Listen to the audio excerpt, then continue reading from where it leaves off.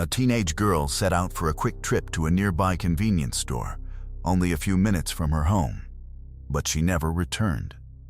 As police launched an extensive investigation, they uncovered several puzzling clues.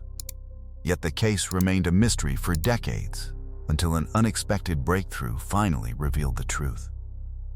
Christy Wesselman was born on April 19, 1970, in Glen Ellen, Illinois, where she lived with her mother, 2 older brothers, and her sister. The quiet suburb was considered one of the safest places to grow up, and Christy loved making the most of that freedom. She spent countless hours playing outside with neighborhood kids, and at school she was well liked, surrounded by friends, and deeply involved in student activities. She had even been elected vice president of her class, while also playing on the school's volleyball and softball teams. During the summer of 1985, 15-year-old Christy attended summer school and spent nearly all of her spare time with friends. On July 21st, she arrived home at around 3:30 p.m. After only a short while, she decided to walk to a nearby shop to buy a soda for herself and a chocolate bar for both herself and her mother. Since the store was only a short walk away, her mother expected her to be back within minutes. But as more time passed, it became painfully clear that something wasn't right, because Christy never came home. At first, her mother assumed she had run into friends and decided to spend some time with them. In those days, there were no mobile phones, so there was no way to check where she was, leaving her mother with nothing to do but wait. As evening approached, her concern turned into panic. She phoned Christy's friends one by one, but none of them had seen her that day. Desperate for answers, she walked to the store herself, carefully searching every street along the way. But there was no sign of her daughter. The family spent the next several hours searching the neighborhood, and when Christy was still missing by 1:50 a.m., her mother finally called the police. Officers immediately launched a search, beginning by retracing Christy's last known movements. They interviewed the clerk at the convenience store, who knew Christy well because he lived nearby and had even babysat her when she was younger.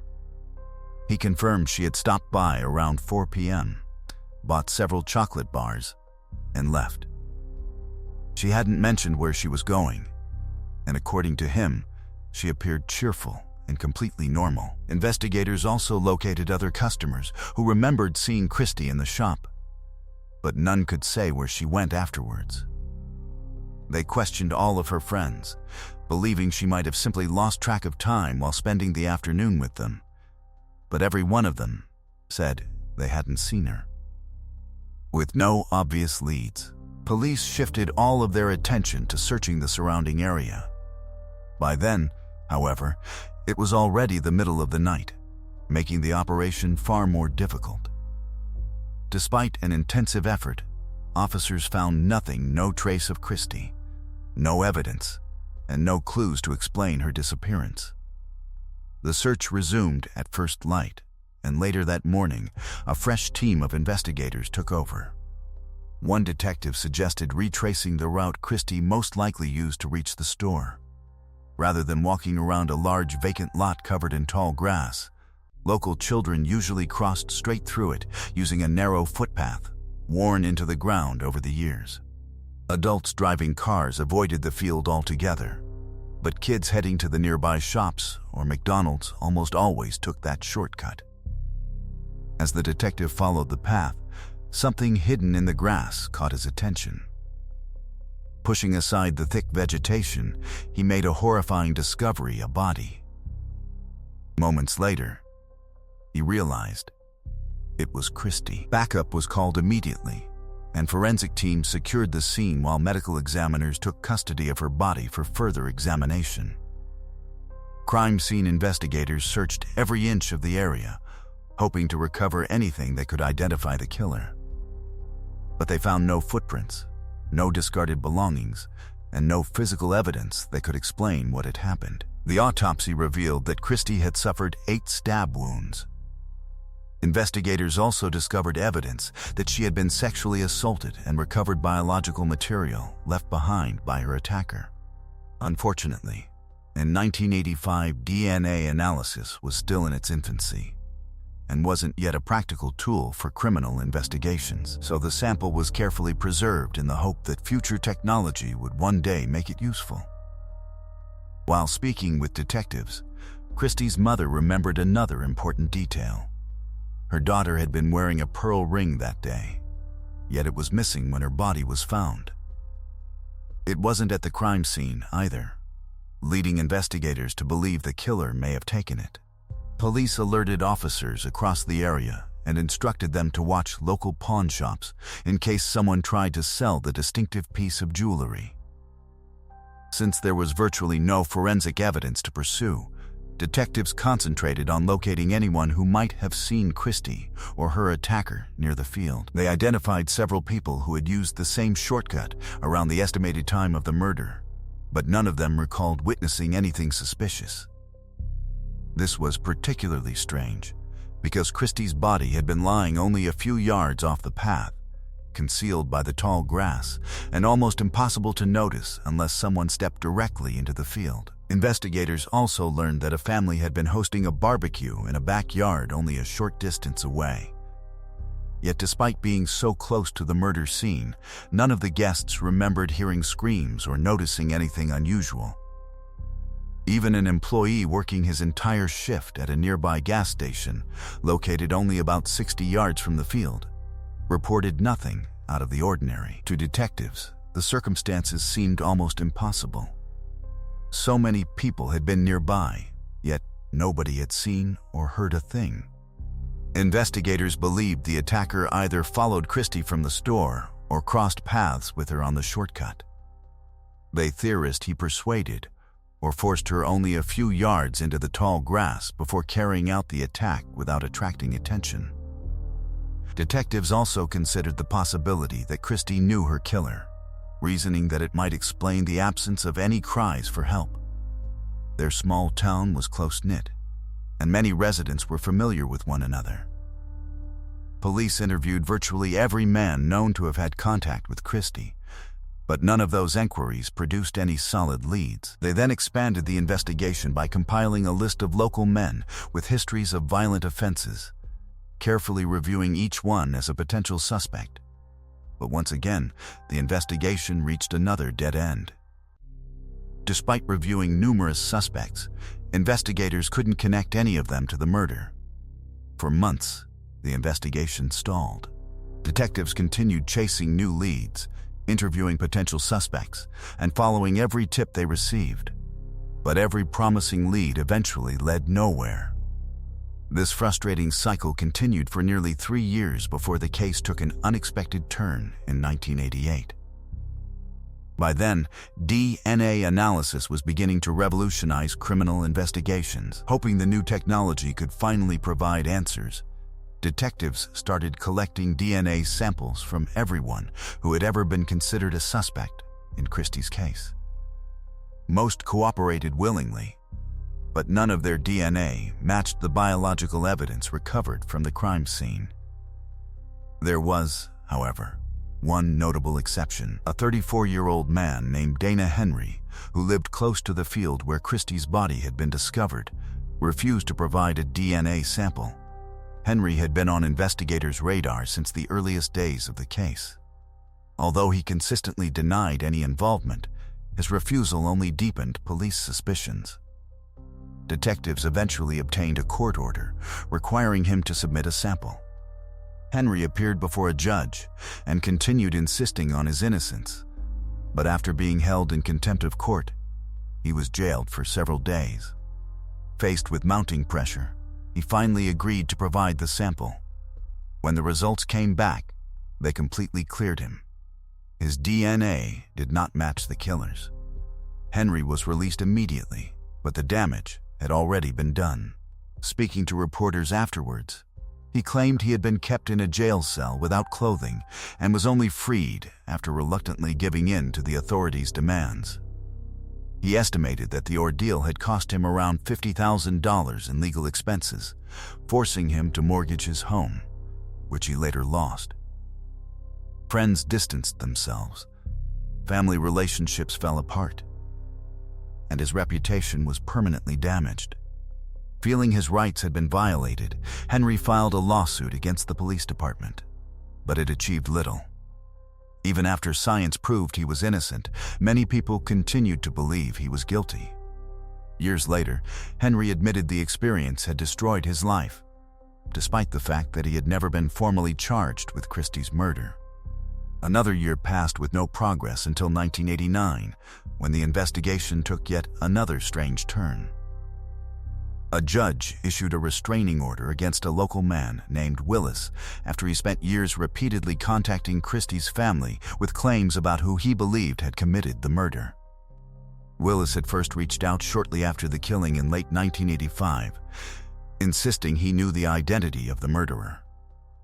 Over the following years, he flooded the family with letters, phone calls, and supposed tips. Detectives investigated every lead he provided, but each one proved to be either completely unfounded or unrelated to the case. After enduring nearly 4 years of constant harassment, Christie's family finally asked the court for help, and a judge ordered Willis to stop contacting them altogether. Investigators also looked into Willis himself to determine whether his unusual behavior concealed something more sinister, but they found no evidence connecting him to the crime. In 2000, detectives uploaded the unknown killer's DNA profile into the FBI's national database, hoping advances in forensic technology would finally produce a match. Unfortunately, the search came back empty. The case slipped back into obscurity and remained unsolved for years. Although investigators periodically reopened the file and followed up on fresh information, every new lead faded away. 3 decades passed without answers. Most of the original detectives had retired or transferred, leaving a new generation of investigators responsible for solving the case. Then, in 2015, everything changed. Detectives received an alert from the FBI database informing them that the DNA profile recovered from Christie's murder scene had matched a newly submitted sample. The profile belonged to a 62-year-old man named Michael Jones, who lived in the small town of Champaign, roughly 150 miles from Christie's hometown. Jones's DNA had recently been entered into the system after he was arrested on domestic violence charges following a complaint filed by his wife. Under an Illinois law introduced in 2002, anyone arrested on certain criminal charges was required to provide a DNA sample. Ironically, one of the strongest supporters of that legislation had been the state's attorney from the same county where Christie was murdered. And her unsolved case had played a major role in convincing lawmakers that the law was necessary. As soon as detectives confirmed the match, they began digging into Michael Jones's background. What immediately surprised them was that his name had never appeared anywhere in the investigation. He had never been interviewed, never listed as a suspect, and had no known connection to Christie or her family. Investigators simply hadn't known he existed. As they looked deeper, they uncovered a disturbing criminal history stretching back decades. Jones first came to police attention during the mid-1970s after assaulting a woman, but for reasons that remain unclear, he escaped any significant punishment. Only a year later, he violently attacked a 27-year-old woman, sexually assaulted her, and abandoned her in a hospital car park. After police issued an arrest warrant, Jones voluntarily turned himself in. During his trial, he expressed remorse, claimed he respected the law, and argued that he suffered from serious mental health problems requiring treatment. However, an independent psychiatrist concluded that he fully understood his actions and was legally responsible for his crimes.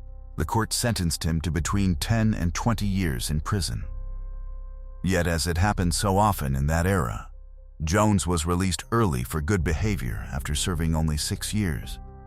By 1983, He was back on the streets just 2 years before Christie's murder. Even more troubling, the woman he had attacked was never informed that he had been released. She later said that had she known, she would have fought tirelessly to prevent his early parole. About a year after regaining his freedom, Jones married, but the relationship eventually collapsed. In 1994, his wife left him and obtained a restraining order after becoming alarmed by his disturbing interest in one of her young relatives. Despite the troubling allegations, no criminal charges were ever filed. 5 years later, Jones was arrested again, this time for assaulting a relative of his new girlfriend. During the renewed investigation, detectives also learned that he frequently traveled alone on long motorcycle trips, regularly visiting relatives in Chicago. Since Christie's hometown lay along one of his usual routes, investigators believed he may have simply passed through the area on the day of the murder. If that theory was correct, it explained why his name had never surfaced during the original investigation. A traveling stranger who remained in town for only a few hours would have been almost impossible to identify in 1985. When detectives first contacted Christie's mother about Michael Jones, she didn't think much of it. Over the previous 30 years, investigators had called countless times with new questions, only for every promising lead to disappear. This felt no different. But soon afterwards, police obtained a fresh DNA sample directly from Jones while he was in prison and confirmed beyond any doubt that he was the man responsible for killing her daughter. Investigators visited Christie's mother in person to deliver the news she had waited 3 decades to hear. At last, the man who had taken her daughter's life had been identified. Before officially filing murder charges, detectives interviewed Jones's former girlfriend, who painted a troubling picture of his personality. She described him as highly unpredictable, capable of switching from calm and friendly to explosively angry without warning. She also revealed that he had an obsession with detective novels and television crime programs. Combined with his extensive criminal history and years of traveling alone, investigators began to wonder whether Christie's murder might not have been his only violent crime. They suspected he could potentially be linked to other unsolved cases and had simply managed to avoid detection by carefully covering his tracks. After assembling overwhelming evidence, prosecutors formally charged Michael Jones with Christie's murder on September 18, 2015. Jones denied any involvement, and the case slowly moved through the legal system. The trial itself didn't begin until 2018, nearly 3 years after the arrest. Prosecutors intended to seek a life sentence, but before the trial concluded, Jones agreed to plead guilty in exchange for a reduced sentence. As part of the plea agreement, he wasn't required to explain what happened on the day of the murder or reveal his motive. Nevertheless, the DNA evidence left no doubt about his guilt. The judge sentenced him to 80 years in prison, making him eligible for parole no earlier than the year 2095. Realistically, he is unlikely to ever be released. Christie's family thanked investigators for never giving up on the case and for finally delivering justice after so many years. Her mother also spoke openly about the devastating consequences of Jones's early release in 1983, saying that if he had served his original sentence in full, he never would have been free to murder her daughter. And Christie might still be alive today. Dana Henry, the man once wrongly suspected of the crime, attended the sentencing of the real killer as well. Afterwards, he admitted that although justice had finally been served, the false accusations had permanently altered the course of his life. Even decades later, he had never truly recovered from the ordeal. He also revealed that throughout all those years, no one from the police department had ever apologized for what he endured, nor had anyone been held accountable for the immense personal and financial damage caused by the investigation. Let's move on to the next case. A university student finished her shift at work and mysteriously disappeared while talking to her boyfriend on the phone. As investigators rushed to uncover what had happened, they searched through countless hours of surveillance footage, looking for even the smallest clue. What they eventually discovered was deeply unsettling. But despite the disturbing evidence, the young woman's fate remained unknown for months. When detectives finally solved the mystery, the outcome left many people shocked and outraged. Drew Shoden was born on September 26, 1981, in the small town of Pequot Lakes, Minnesota. From a young age, she was energetic, ambitious, and always eager to stay busy. She loved drawing and making crafts, while also excelling in sports like basketball, volleyball, and golf. Drew was equally passionate about helping others, regularly volunteering with charitable organizations and always willing to lend a hand to anyone in need.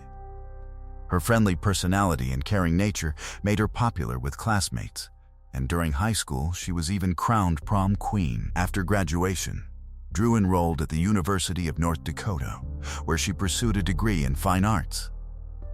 Although the university was roughly a 3-hour drive from her hometown, she made every effort to visit her parents whenever she had the chance. She balanced a demanding schedule with remarkable determination, maintaining excellent grades while working 2 part-time jobs and staying actively involved in campus life. Despite her busy routine, she never stopped volunteering, continuing to support charitable causes whenever possible. Drew had also joined a special university program that allowed students to travel abroad regularly, and she was especially excited about an upcoming trip to Australia. During her time at university, she began dating a fellow student named Chris. Their relationship quickly became serious, and before long they were making plans for a future together. On November 22, 2003, 22-year-old Drew headed to her regular weekend shift at a clothing store where she worked part-time. Later that evening, she was due to start another shift as a waitress at a local club. After finishing work at the clothing store, Drew stopped by another shop inside the same shopping mall, bought herself a new handbag, and then made her way towards the car park.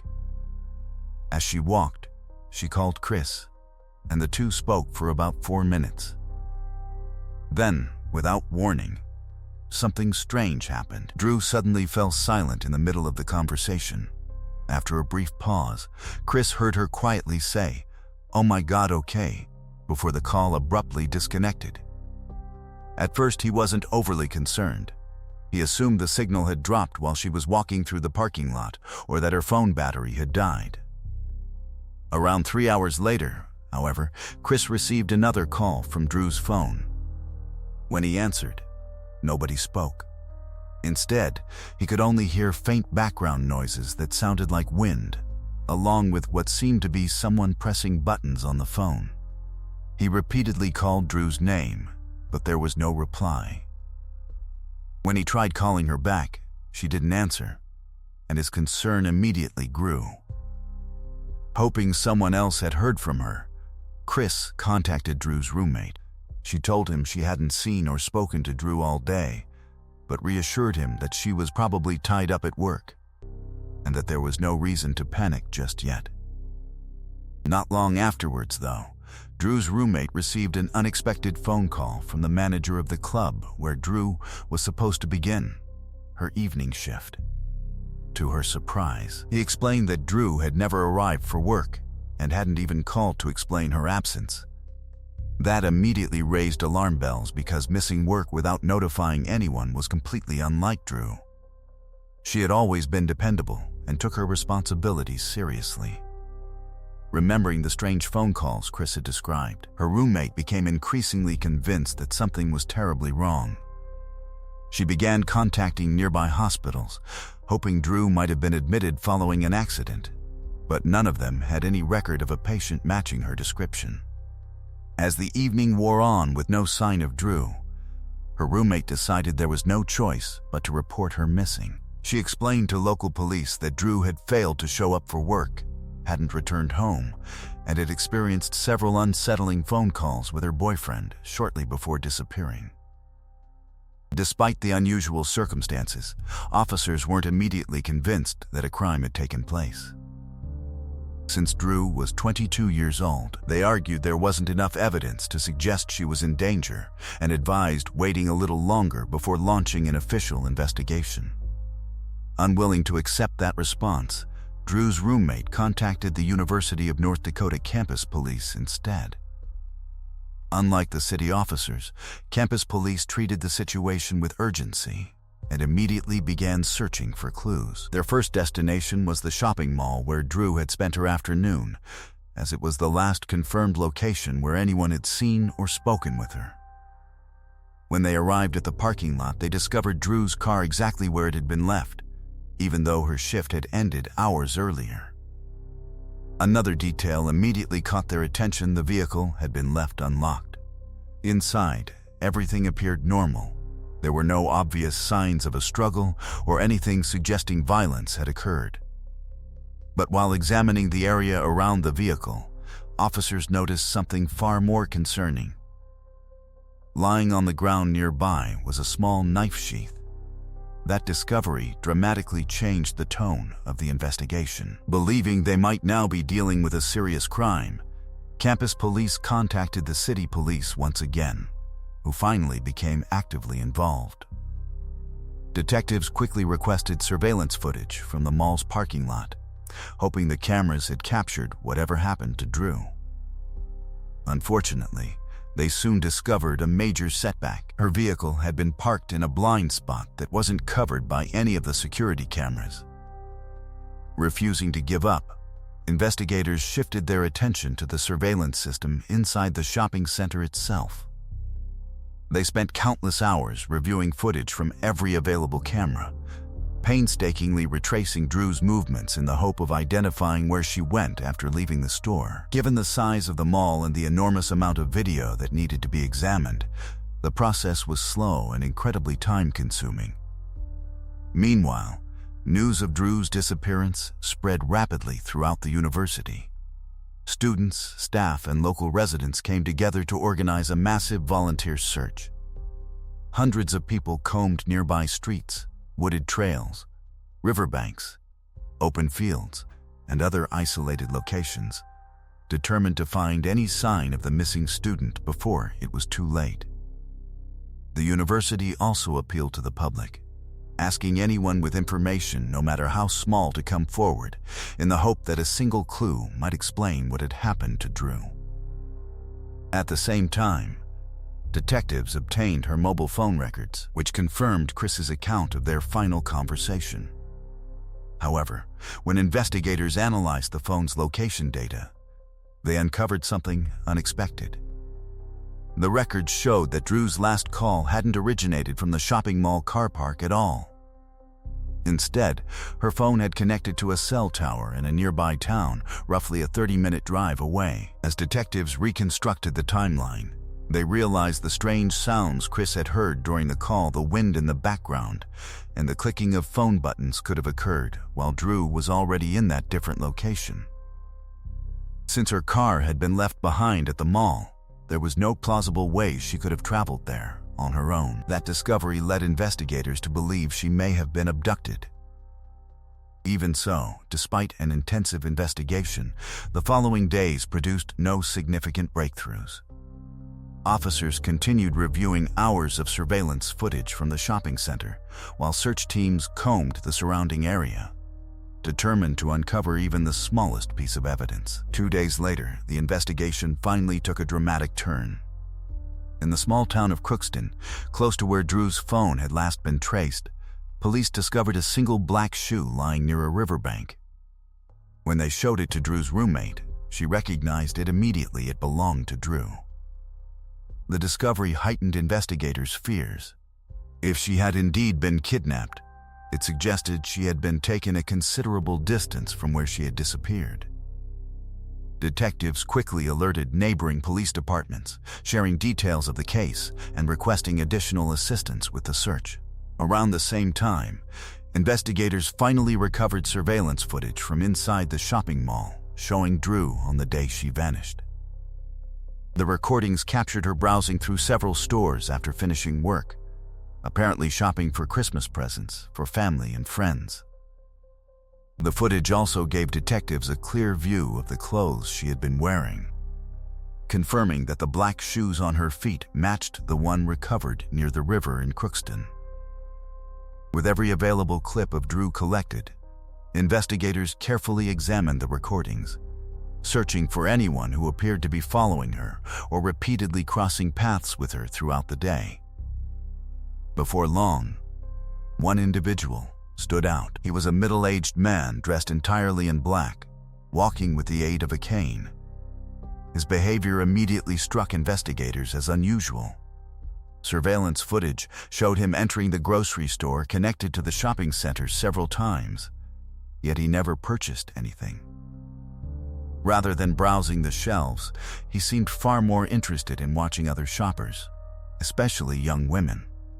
Detectives then located additional footage taken outside the store, where the same man could be seen sitting alone on a bench, quietly observing people as they walked by.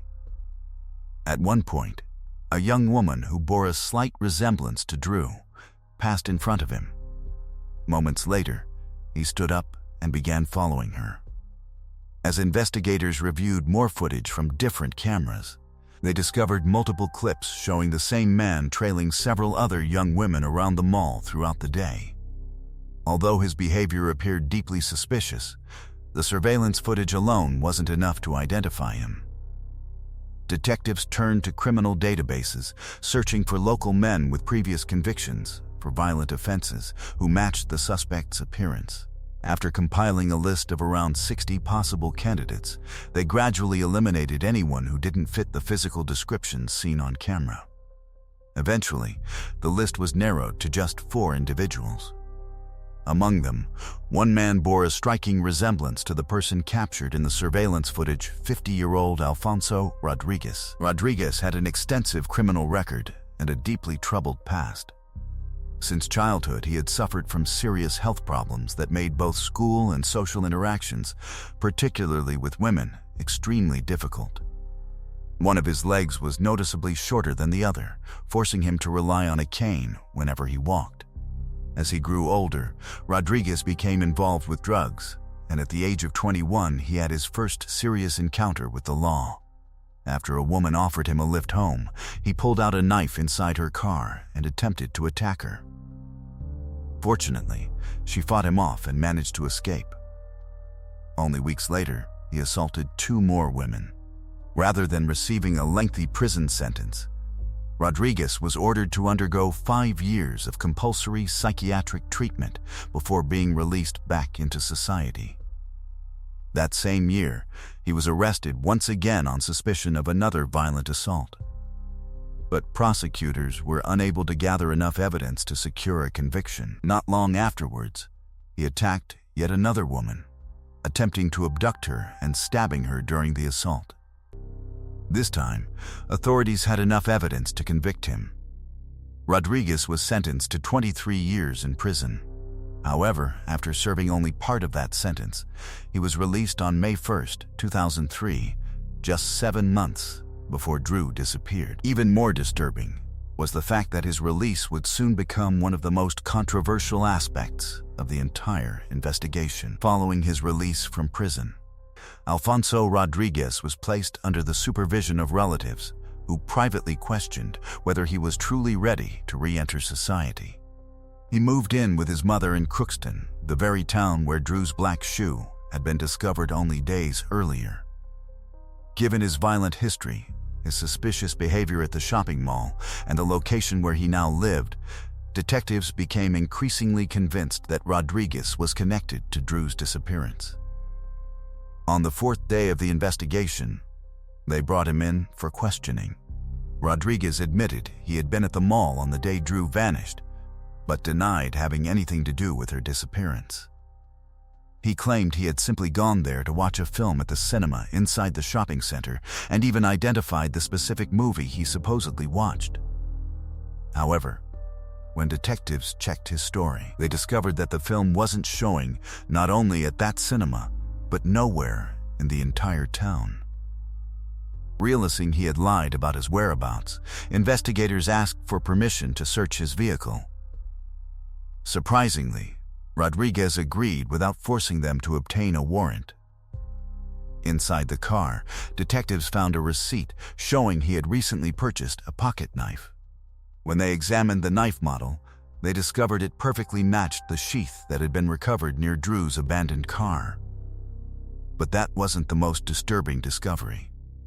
The knife itself was also inside the vehicle, submerged in a bottle filled with cleaning solution, apparently in an attempt to destroy any evidence. A detailed forensic examination of the car uncovered traces of blood that someone had clearly tried to wipe away. Specialists successfully recovered DNA from those stains and compared it with a sample taken from Drew's toothbrush. The results were conclusive. It was a perfect match. Investigators also found a woman's shoe inside the vehicle, along with a second knife that hadn't been soaked in cleaning chemicals. Testing revealed blood on the blade, and DNA analysis confirmed that it belonged to Drew. By December 10th, investigators believed they had gathered enough evidence to act. Rodriguez was arrested and formally charged with kidnapping as well as the presumed murder of Drew Shoden. Yet despite the overwhelming evidence, detectives still faced one major problem. They had no idea what had happened to Drew after she was abducted or where her body might be. Rodriguez refused to cooperate or admit any involvement, leaving investigators with little choice but to continue searching. Police appealed to the public once again, recruiting additional volunteers and concentrating their efforts around Crookston and the surrounding countryside. Despite months of searching, they found nothing. Heavy snowfall throughout the winter made large sections of the landscape inaccessible, preventing search teams from reaching many remote areas. By early March, 3 months after Drew disappeared, preparations for Rodriguez's trial were already underway. He entered a plea of not guilty, maintaining his innocence despite the growing mountain of evidence against him. By that stage, few people still believed Drew was alive, but prosecutors remained confident they had enough forensic evidence to secure a conviction. Even so, investigators refused to give up the search. As winter finally gave way to spring and the snow gradually melted, police were able to resume searching forests, open fields, rivers, and other locations that had previously been impossible to access. Then, on April 17th, investigators received the heartbreaking news they had long expected. Drew's body had been discovered in a river several miles west of Crookston. Throughout the winter, the area had remained frozen beneath thick ice and snow, making it virtually impossible for search teams to locate her sooner. Once the thaw began, however, her remains were found almost immediately. The autopsy revealed a horrifying attack. Medical examiners documented bruising, multiple knife wounds, and evidence that Drew had been sexually assaulted. Determining the exact cause of death proved more difficult. In addition to the stab wounds, investigators found signs of strangulation, but they also couldn't rule out the possibility that exposure to freezing temperatures after being abandoned in the isolated location contributed to her death. Based on their findings, experts concluded that Drew most likely died within approximately 3 hours of being kidnapped. With her body finally recovered, prosecutors turned their attention to ensuring Rodriguez would face the harshest possible punishment. Because the kidnapping occurred in North Dakota, while the murder itself took place across the state line in Minnesota, the case fell under federal jurisdiction. That distinction carried enormous significance.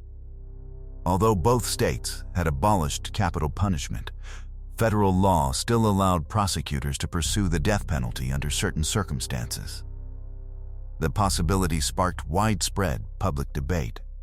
Minnesota's governor openly supported seeking a death sentence, despite significant opposition from many residents. In North Dakota, the case became historic, marking the first time in well over a century that someone from the state faced a potential federal death sentence. Rodriguez's trial finally began during the summer of 2006. Throughout the proceedings, he continued insisting he was innocent, But the physical and forensic evidence presented by prosecutors left little room for doubt. On February 8, 2007, the jury found him guilty, and he was sentenced to death. As is common in capital cases, however, the execution was delayed while years of appeals worked their way through the courts. During that time, Rodriguez remained on death row awaiting the outcome of the legal process. Meanwhile, Drew's family chose to channel their grief into advocacy. They campaigned for legislation establishing a nationwide registry of violent offenders, believing that greater public access to offender information could help prevent future tragedies. Their efforts proved successful. In the summer of 2007, the president signed the legislation, naming it in Drew's honor. The law created a publicly accessible database allowing people to view addresses and other identifying information for individuals convicted of violent crimes. Throughout the years that followed, Drew's parents repeatedly argued that Rodriguez never should have been released from prison in the first place. Their concerns were later echoed by the physician responsible for overseeing Rodriguez's mandatory rehabilitation program. The doctor publicly revealed that he had strongly opposed Rodriguez's release, warning authorities that he remained a serious threat to society. He had recommended transferring Rodriguez from the treatment facility back into prison because he believed rehabilitation had failed. Despite those warnings, officials released him back into the community, a decision that ultimately ended in tragedy. Unfortunately, Rodriguez's conviction did not bring a final end to the case. In 2011, his lawyers filed an appeal arguing that he suffered from developmental disabilities that should have been considered during sentencing. That first attempt was unsuccessful, but a second appeal filed 10 years later produced a very different outcome. In 2021, a federal judge ruled in Rodriguez's favor, concluding there was credible evidence suggesting he did have significant developmental impairments, and that his defense team had not been given a fair opportunity to fully present those issues during the original trial. The court also considered evidence relating to Rodriguez's difficult childhood and lifelong medical problems. Defense attorneys further argued that testimony from the medical examiner had overstated the severity of Drew's injuries, claiming the evidence presented to the jury had been more inflammatory than medically justified. Taken together, those issues convinced the judge to reopen the case, forcing Drew's family to once again endure years of legal proceedings. Ultimately, the court vacated Rodriguez's death sentence and ordered a new sentencing hearing. In March 2023, he received a new sentence of life imprisonment without the possibility of parole. The decision was particularly striking because Rodriguez had already confessed to murdering Drew during an interview conducted from death row in 2013. Although he would no longer face execution, the revised sentence ensured he would spend the remainder of his life behind bars. Drew's legacy, however, continues to live on. Her university established a scholarship in her memory that still supports students today, while her family created a memorial garden in her hometown to honor her life. Plans have also been announced to build a second memorial on the University of North Dakota campus, ensuring that future generations will remember the young woman whose life was tragically cut short.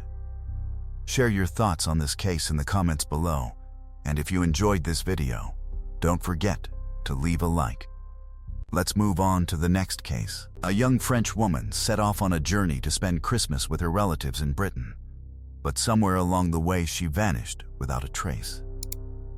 Police on both sides of the English Channel quickly launched a major investigation, and as detectives gradually pieced together her final movements, they uncovered a series of disturbing clues that pointed them closer to the truth. Yet what they ultimately discovered was far more horrifying than anyone had expected. Clyne Figard was born on May 23, 1976, in the quiet French town of Besançon, located near the Swiss border. She grew up in a close-knit family alongside her parents, 2 brothers and a sister.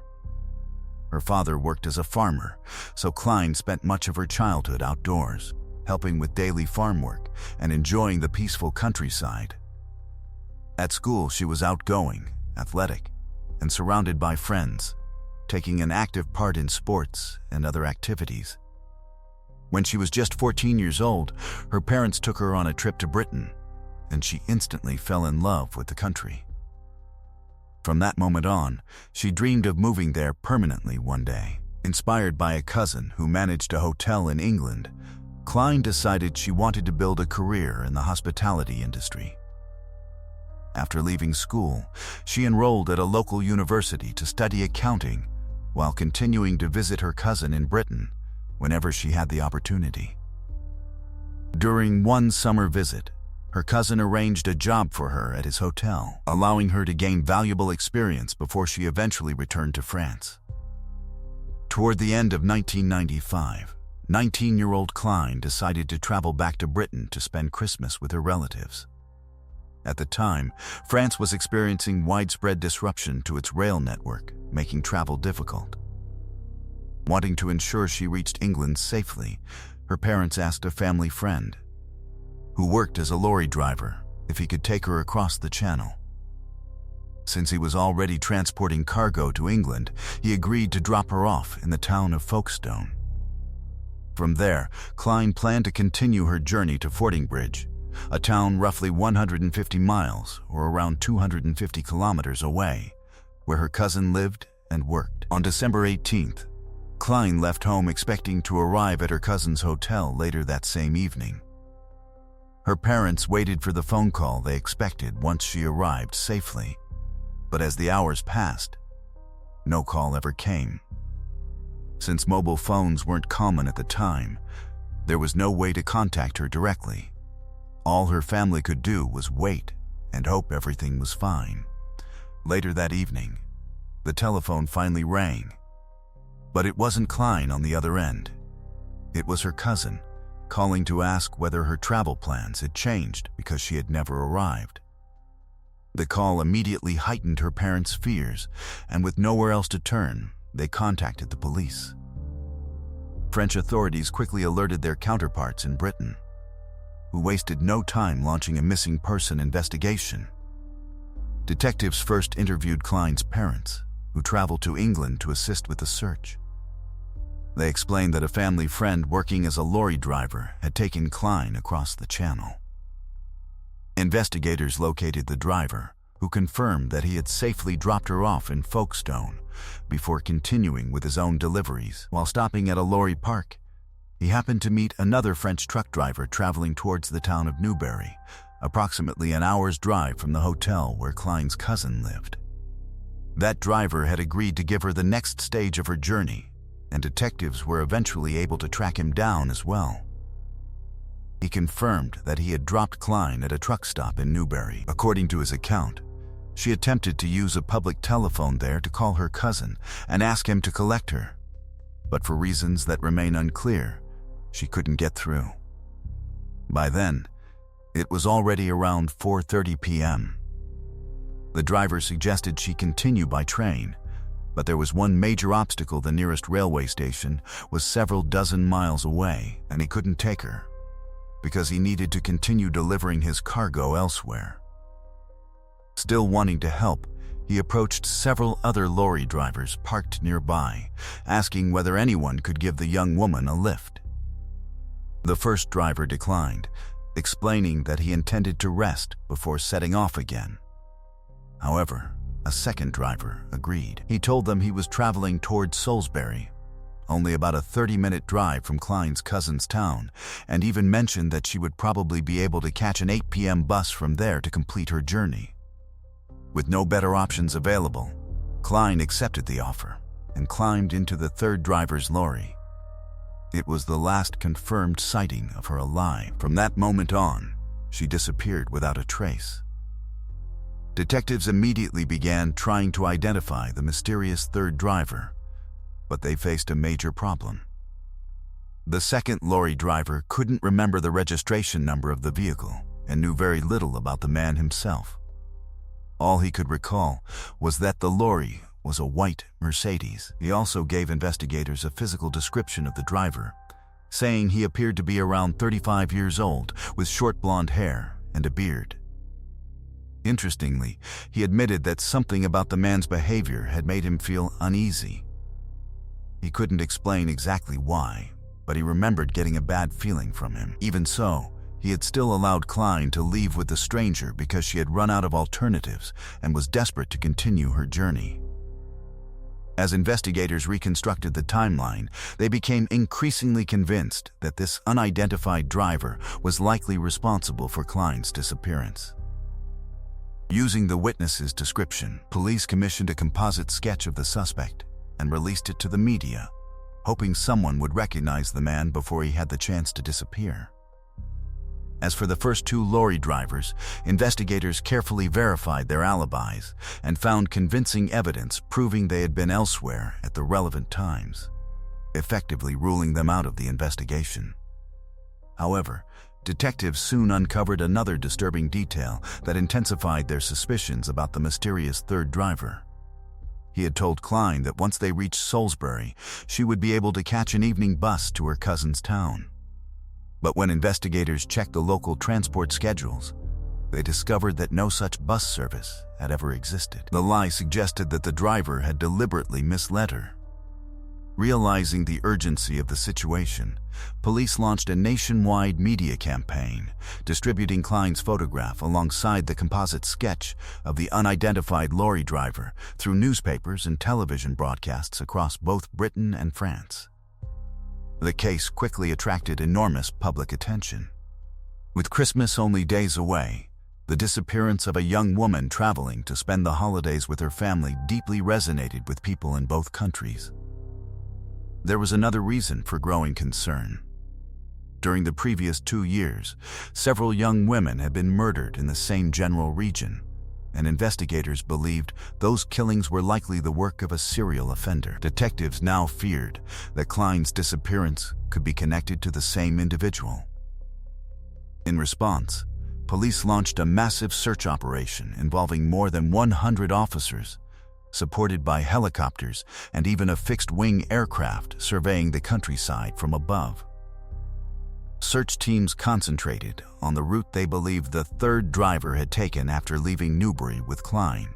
Despite the enormous effort, however, they found no sign of her. As the first week passed without any breakthroughs, both investigators and Klein's family made repeated public appeals, urging anyone who recognized the suspect or knew anything about her disappearance to come forward. Unfortunately, every promising lead quickly reached a dead end. More than a week passed before the investigation finally took a tragic turn. On the morning of December 29th, police received a disturbing emergency call. A motorist traveling near the town of Worth had stopped alongside the road to adjust his windscreen wipers. While walking near the verge, he noticed something unusual protruding from beneath the snow. Curious, he walked closer, only to realize with horror that it was the body of a young woman. Shocked by the discovery, he hurried home and immediately contacted the police. Officers rushed to the scene and confirmed they had found human remains, but at first, they couldn't determine the victim's identity. Initially, investigators considered the possibility that the body belonged to a local woman who had recently disappeared after leaving a nightclub, but that theory was quickly dismissed. The following day, December 30th, detectives confirmed the devastating truth: it was Klein. To spare her parents from the unbearable ordeal, police asked her cousin to formally identify her remains instead. As investigators examined the scene, one fact immediately stood out. The road where Klein's body had been abandoned lay almost completely opposite the direction she should have been traveling. That discovery further strengthened detectives' belief that the third lorry driver had abducted and murdered her. None of Klein's clothing, luggage, or personal belongings were found with her body, and officers were unable to locate any of those items during searches of the surrounding area. The post-mortem examination revealed numerous bruises and abrasions consistent with repeated heavy blows, along with clear evidence of strangulation. Medical examiners also confirmed that Klein had been sexually assaulted.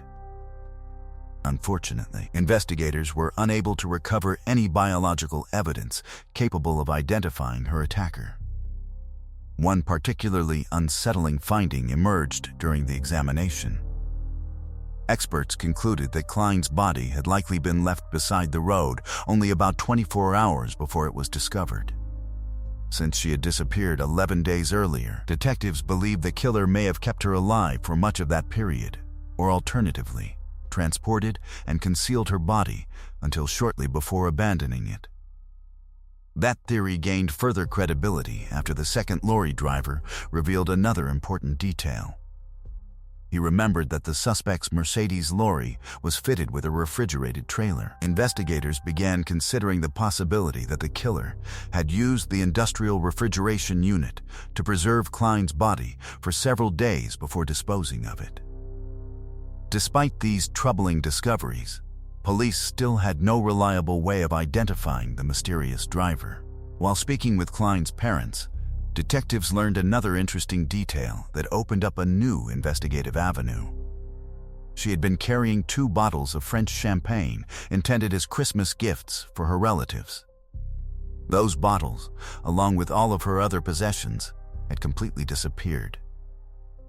Investigators suspected the killer had taken them, either intentionally or accidentally. Since the champagne was a particular French brand unavailable anywhere in Britain, those 2 bottles would have been extremely distinctive.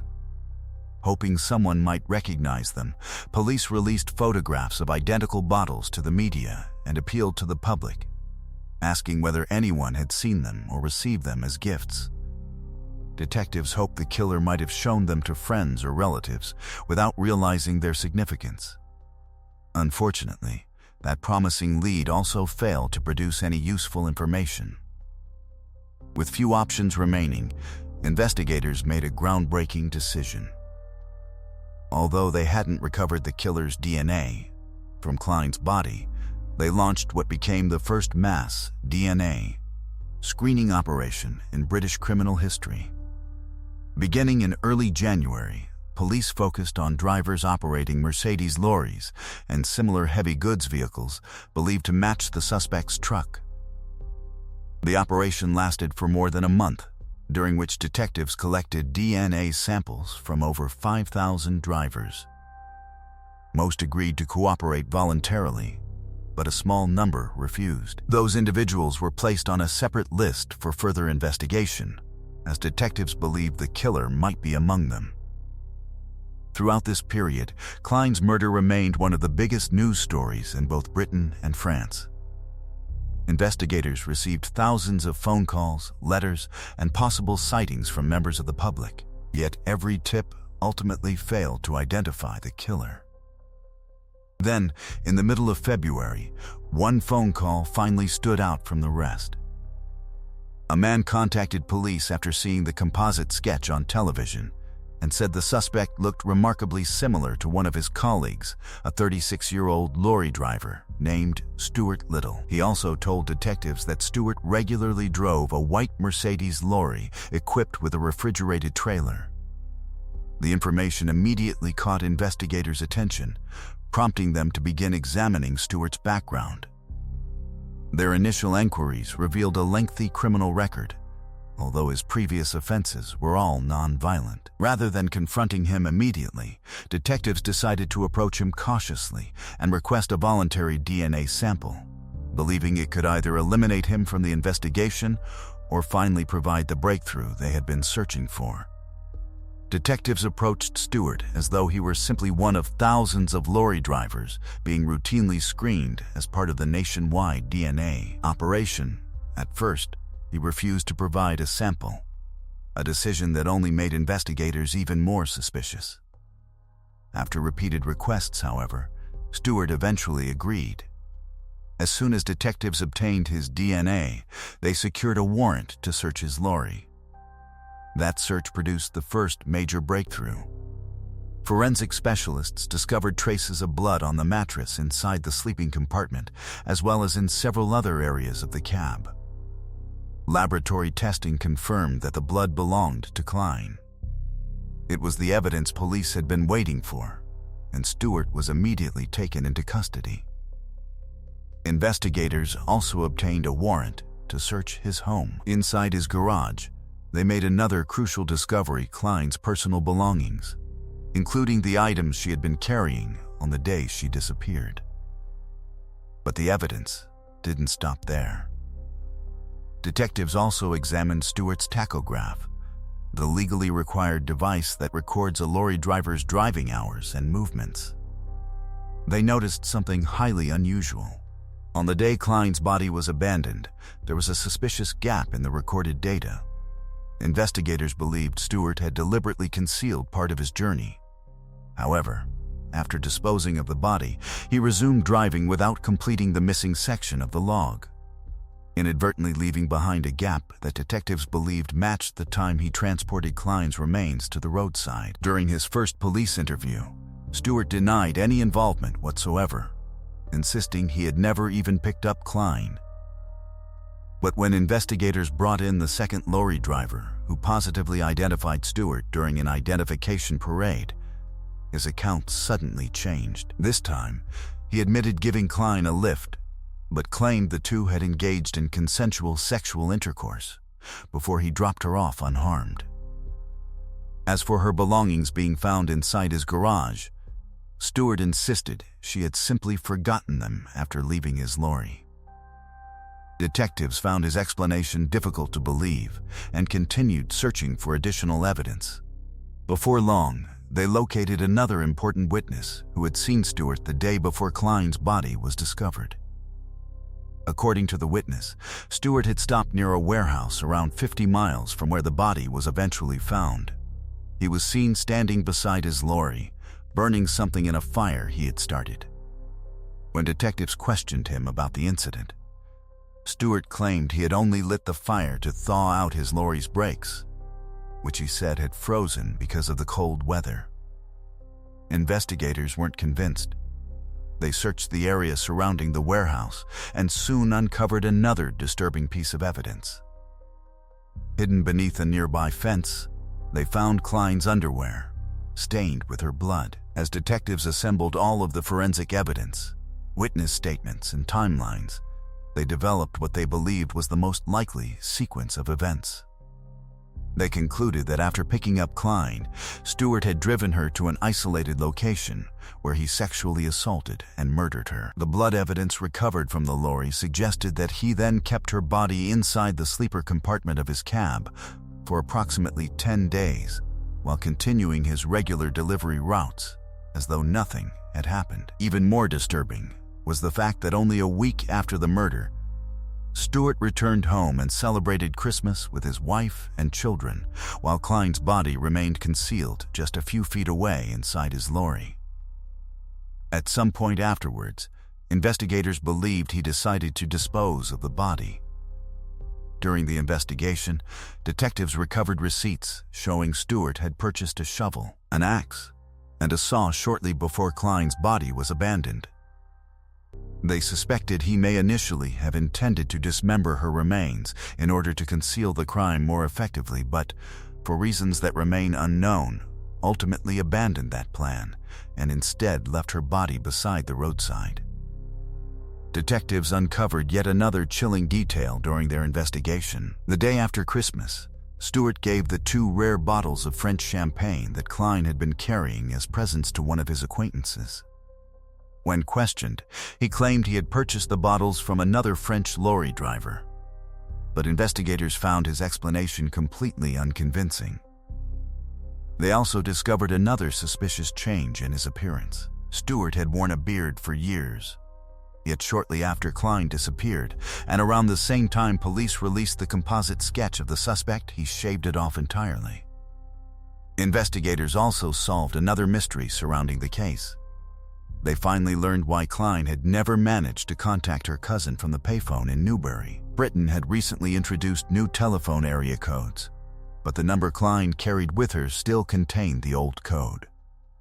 Unaware that it had changed, she repeatedly dialed the outdated number, meaning her calls never reached her cousin. For Stewart's family, friends, and colleagues, the evidence came as a complete shock. To everyone who knew him, he had always appeared to be a devoted husband, a caring father, and a dependable friend. Many initially refused to believe he could be capable of such a horrific crime. But as more evidence emerged throughout the investigation and trial, they were forced to confront the reality that the man they thought they knew had been living a very different life. Stewart's trial began in October later that year. Despite the overwhelming forensic evidence presented against him, he continued denying responsibility and maintained his innocence throughout the proceedings. The jury, however, needed very little time to reach a verdict. They unanimously found him guilty of murder, and the judge sentenced him to life imprisonment with the possibility of parole after serving a minimum of 20 years. Following his conviction, Stewart immediately appealed, arguing that the intense media coverage surrounding the case had influenced the jury and prevented him from receiving a fair trial. The Court of Appeal rejected those arguments, allowing the conviction to stand. In 2006, he made another attempt to have his sentence reconsidered. But once again, the appeal failed. A decade later, in 2016, Stewart became eligible to apply for parole. His request was denied. The parole board concluded that he continued to deny responsibility for the murder despite the overwhelming evidence against him and showed no genuine remorse or insight into his actions. The judge also expressed concern that Stewart still posed a significant risk to the public if released. As a result, he remains behind bars today with little realistic prospect of ever regaining his freedom. It's worth noting that investigators eventually eliminated Stewart as a suspect in the other murders that had initially raised fears of a serial killer. Those crimes were later linked to a different lorry driver, who was arrested in late 1997. Although prosecutors formally connected that individual to only 2 murders, investigators believe he may have been responsible for several additional unsolved killings. As for Stewart, detectives also explored the possibility that Klein might not have been his only victim. However, despite years of investigation, no evidence has ever emerged linking him to any other murders. Share your thoughts on this case in the comments below, and if you enjoyed this video, don't forget to leave a like. Let's move on to the next case. A woman finished work one evening and mysteriously vanished without leaving a trace. As police launched an urgent search, they quickly uncovered several disturbing clues suggesting she may have fallen victim to a serious crime. Yet despite those early suspicions, the investigation remained unsolved for the next 25 years until an unexpected breakthrough finally exposed the shocking truth. Kim Langwell was born on December 24, 1965, in Houston, Texas, where she grew up alongside her parents and her sister. Friends remembered Kim as hardworking, determined, and someone who never backed down from a challenge. At the age of 18, she gave birth to her daughter, Tiffany. Not long afterwards, Tiffany's father walked out of their lives, leaving Kim to raise her daughter entirely on her own. Determined to build a better future, she moved to the town of Beaumont, hoping for a fresh start. Life wasn't easy in the beginning. To support herself and Tiffany, Kim often worked as many as 3 jobs at once just to pay the bills. Eventually, her perseverance paid off when she secured a stable position at a local oil refinery, allowing her to spend more time with her daughter while finally gaining some financial security. It was there that she met a man named Ken. The two quickly fell in love, and before long they became engaged, excited to begin planning their future together. On July 9, 1999, 34-year-old Kim was looking forward to a quiet evening with Ken and her 15-year-old daughter. She was due to finish work at around 5 p.m., head home, and then the 3 of them planned to meet for dinner at a nearby restaurant. At approximately 5:15 p.m., Kim phoned Tiffany to confirm the plans. During the call, she mentioned that she needed to take care of a few things after work and warned that she might arrive home a little later than expected. By 6:30 p.m., Ken arrived at Kim's house, but she still hadn't returned. He and Tiffany repeatedly tried calling her mobile phone, but she never answered. That was highly unusual. As more time passed with no sign of Kim, Ken became increasingly concerned. Finally, at around 10 p.m., he decided to search for her himself. He drove along the route she normally took home from work, stopped at nearby shops, and checked several places she was known to visit. Despite hours of searching, there was no sign of her until he eventually spotted Kim's car sitting in the car park outside a local pharmacy. The vehicle was there, but Kim was nowhere to be found. Ken searched the surrounding area, hoping she had simply stepped inside or gone somewhere nearby, but she had completely disappeared. At first, he tried to convince himself there was a reasonable explanation. Perhaps Kim had unexpectedly met a friend and decided to go somewhere else, leaving her car behind temporarily. Although the idea didn't entirely make sense, it seemed more comforting than imagining something terrible had happened. The following morning, however, Ken returned to the pharmacy and found Kim's car exactly where it had been the night before. She still hadn't come home, and no one had heard from her. By then, his concern had turned into panic. Realizing that something was seriously wrong, he contacted the police. Officers immediately began investigating the disappearance.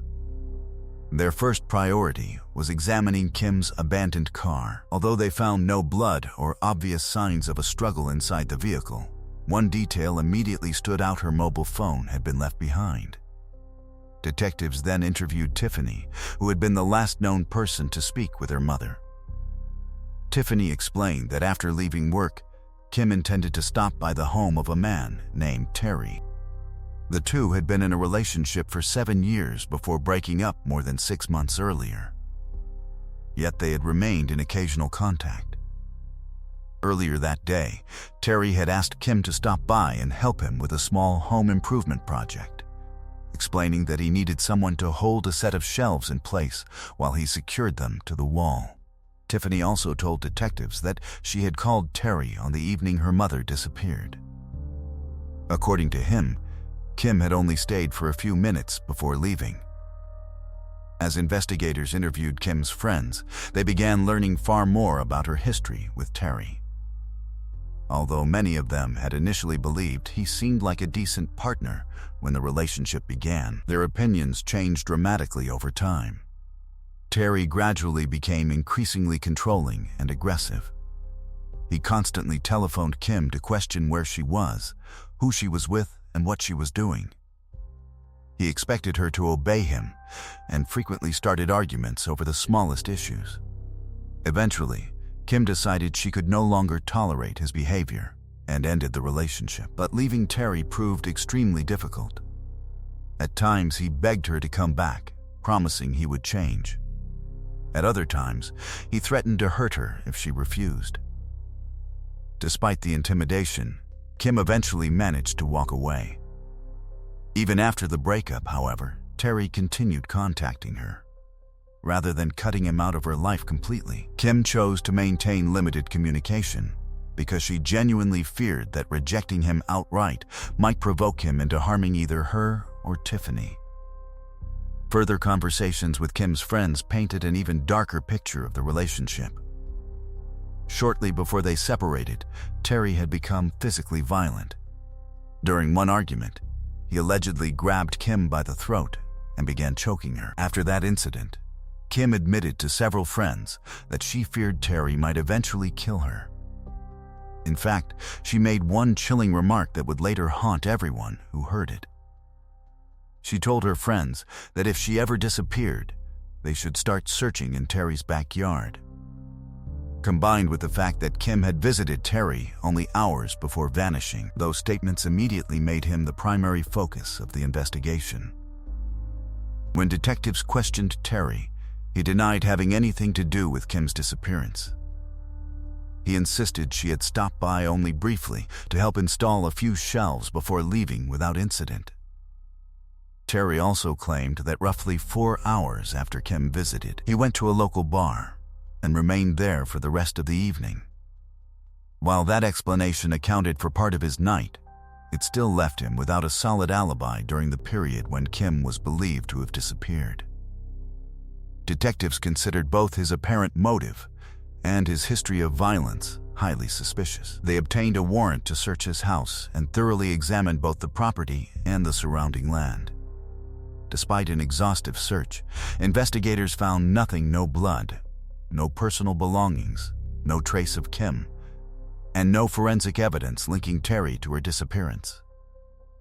Specialists also re-examined Kim's vehicle, but once again uncovered no useful evidence. Although Terry remained a strong person of interest, detectives simply couldn't find anything that tied him directly to the crime. As the investigation continued, another potential suspect emerged. Several of Kim's friends told police that she had frequently complained about her supervisor at work, a married man named Frank. According to them, Frank had developed an unhealthy interest in Kim not long after she began working under him. He openly flirted with her despite being married, and over time his behavior became increasingly inappropriate. Frank repeatedly wrote romantic letters, trying to persuade Kim to begin a relationship with him. Altogether, he sent her well over 100 letters. The unwanted attention made Kim deeply uncomfortable. She worried that rejecting him might eventually cost her job. So concerned was she about the situation that she handed all of Frank's letters to close friends for safekeeping, telling them to hold on to the correspondence in case anything ever happened to her. When detectives learned about the letters, they immediately began reviewing them, wondering whether they might provide another crucial lead in the increasingly mysterious disappearance of Kim Langwell.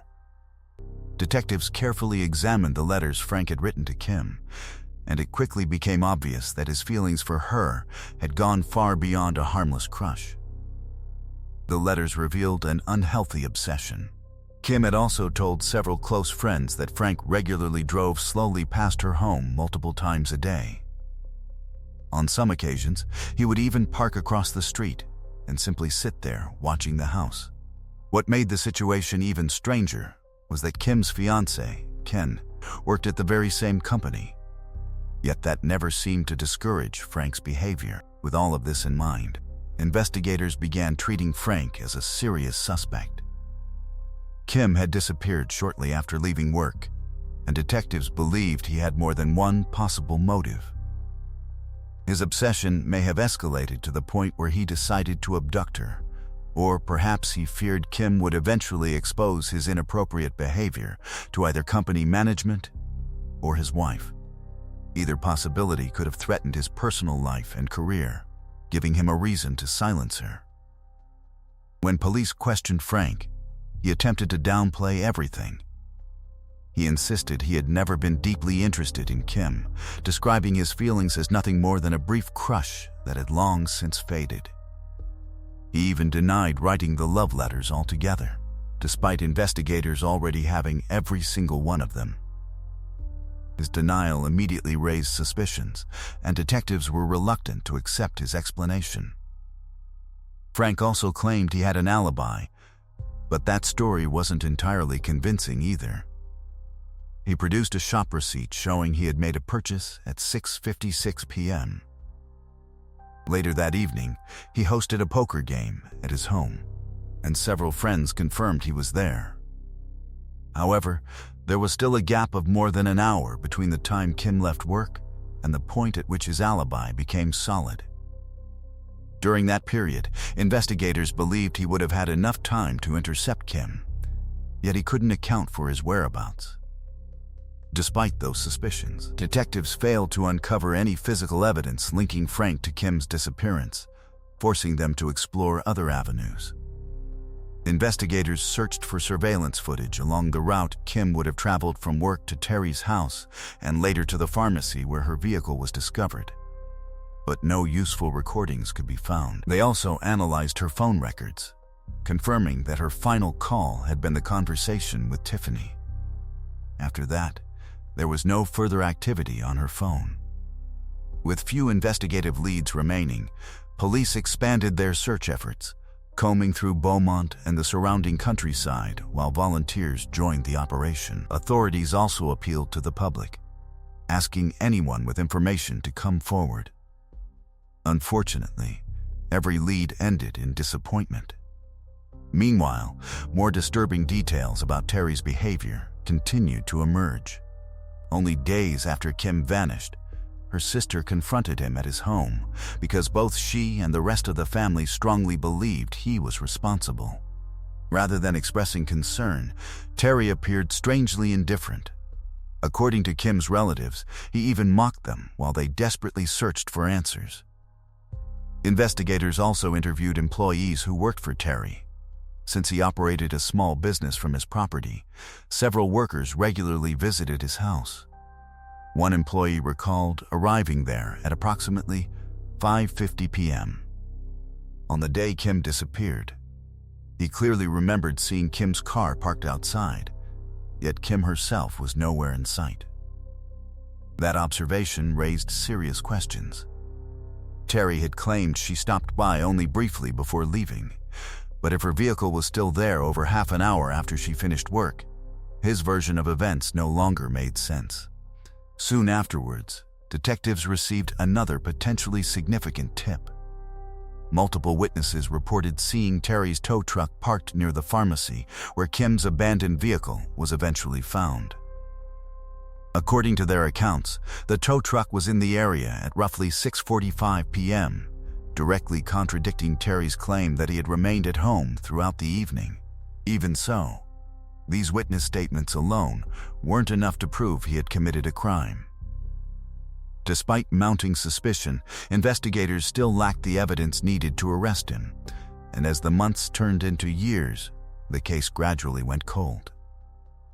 Kim's family, however, never wavered in their belief that Terry was responsible. By then, they had accepted the heartbreaking reality that Kim was unlikely to still be alive. Terry's behavior also continued to disturb them.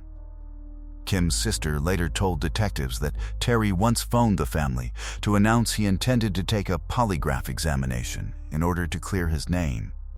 Yet, during the conversation, he casually remarked that he would probably fail one of the questions.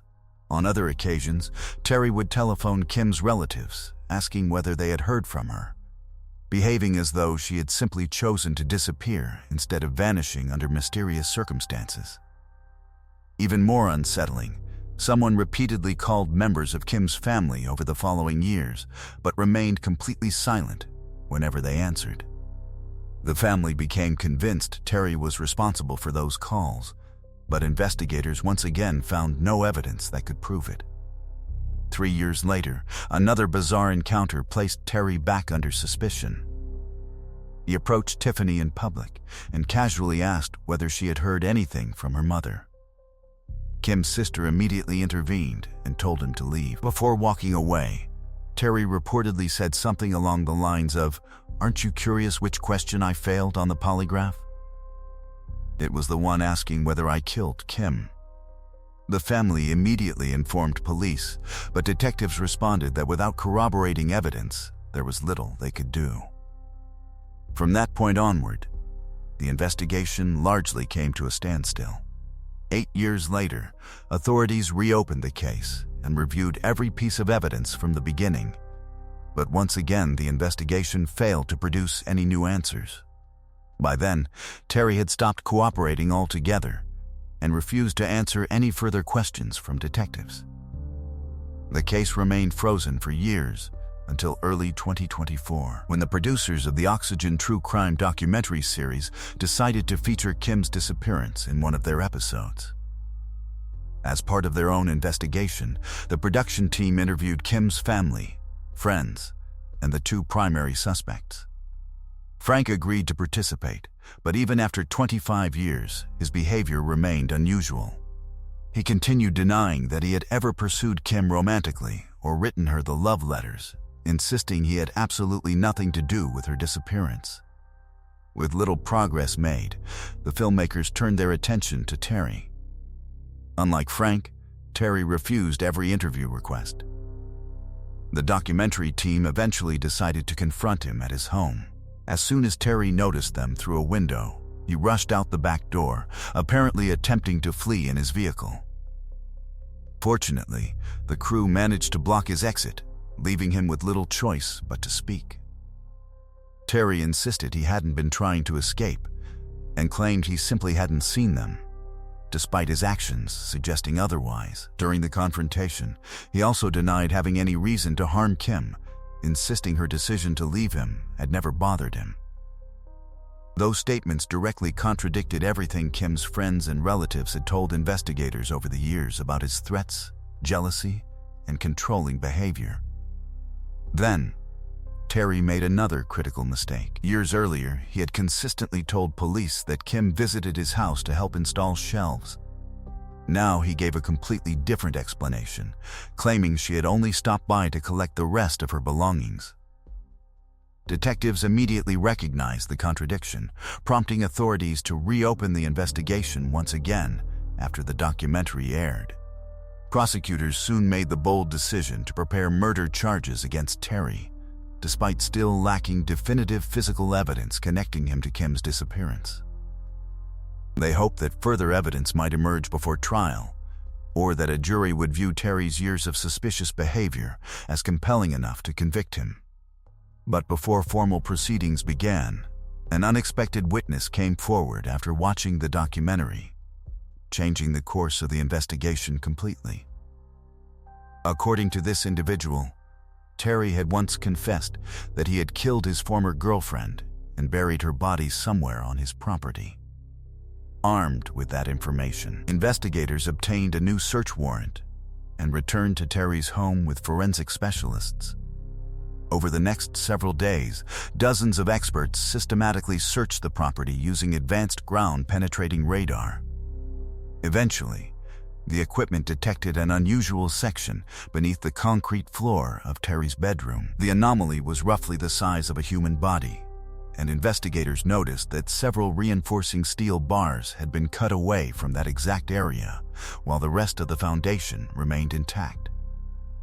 Detectives began excavating the floor, and before long they uncovered a blanket buried beneath the concrete. Wrapped inside were human remains. The remains were immediately sent for forensic examination, and investigators soon confirmed what everyone had feared for a quarter of a century: they belonged to Kim. Following the discovery, Terry was arrested and formally charged with her murder. With Kim's body finally recovered from beneath his own bedroom, prosecutors at last possessed the evidence they had been missing for 25 years. As of now, 67-year-old Terry remains behind bars awaiting trial, which is scheduled to begin in the spring of 2025. Meanwhile, Kim's daughter has filed a civil lawsuit against him, seeking financial compensation while also attempting to prevent him from using his assets to fund his criminal defense. Terry's arrest also reignited criticism of the original investigation. Years before she disappeared, Kim had told friends that if anything ever happened to her, they should search Terry's property. 25 years later, that prediction proved tragically accurate when her body was found exactly where she had warned it might be. To this day, investigators have never fully explained why the property wasn't searched more thoroughly in 1999. It's possible officers examined the grounds but found no indication of recent excavation. Or perhaps Terry hid Kim somewhere else before later burying her beneath the bedroom floor after police had completed their initial search. Whatever the truth, Terry now faces overwhelming evidence against him, making it highly unlikely he will escape justice. After waiting more than 2 decades for answers, Kim's family has finally been able to lay her to rest. Share your thoughts on this case in the comments below, and if you enjoyed this video, don't forget to leave a like. Thanks for watching.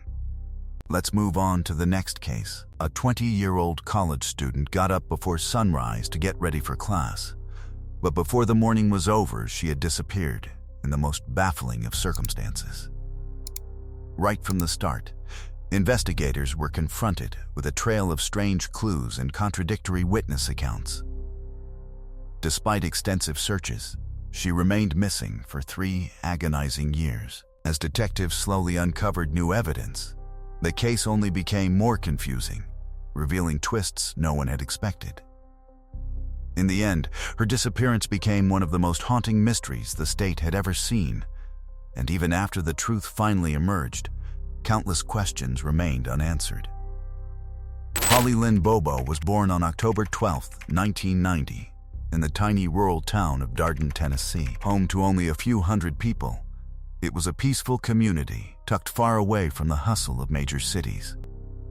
Holly grew up there with her parents and older brother, enjoying an outdoor lifestyle filled with hiking, fishing, and swimming in the nearby creeks. She also loved to sing and regularly performed at her local church. After graduating from high school, Holly chose to pursue a career in healthcare, hoping to become a nurse, and enrolled at the University of Tennessee campus in a neighboring town. By 2011, at just 20 years old, she devoted most of her energy to her studies. She was also in a long-term relationship with her high school sweetheart, and together they were already dreaming about building a future. Holly continued living with her parents because the university was only a short drive away, and the family home held deep sentimental value since her father had built it with his own hands. On the morning of April 13, Holly woke around 4:30 a.m. to prepare for class. A few hours later, her parents left for work while her brother stayed asleep. Around 7:30 a.m., Holly received a call from her boyfriend, who said he planned to hunt on a large piece of land owned by her grandmother and wanted to be sure her family wouldn't have any objections. They talked briefly before Holly mentioned she would soon be leaving for university. Not long afterward, one of the neighbors stepped outside and, just as he was getting into his car, heard a terrifying scream coming from the direction of Holly's home. Thinking someone nearby might be in danger, he immediately told his mother, who phoned Holly's mother. She tried calling Holly several times, but there was no answer. Alarmed, she left work and rushed home. At that same time, Holly's brother was still asleep and hadn't heard the scream. But shortly afterward, the family dog began barking wildly in the backyard. Curious, he looked out the window to see what had caused the commotion. From there, he spotted Holly standing near the garage with an unfamiliar man beside her. The man was dressed in camouflage, and because Holly's boyfriend often wore hunting clothes, his first assumption was that it must be him. The garage was too far away for him to hear the conversation, but Holly sounded upset.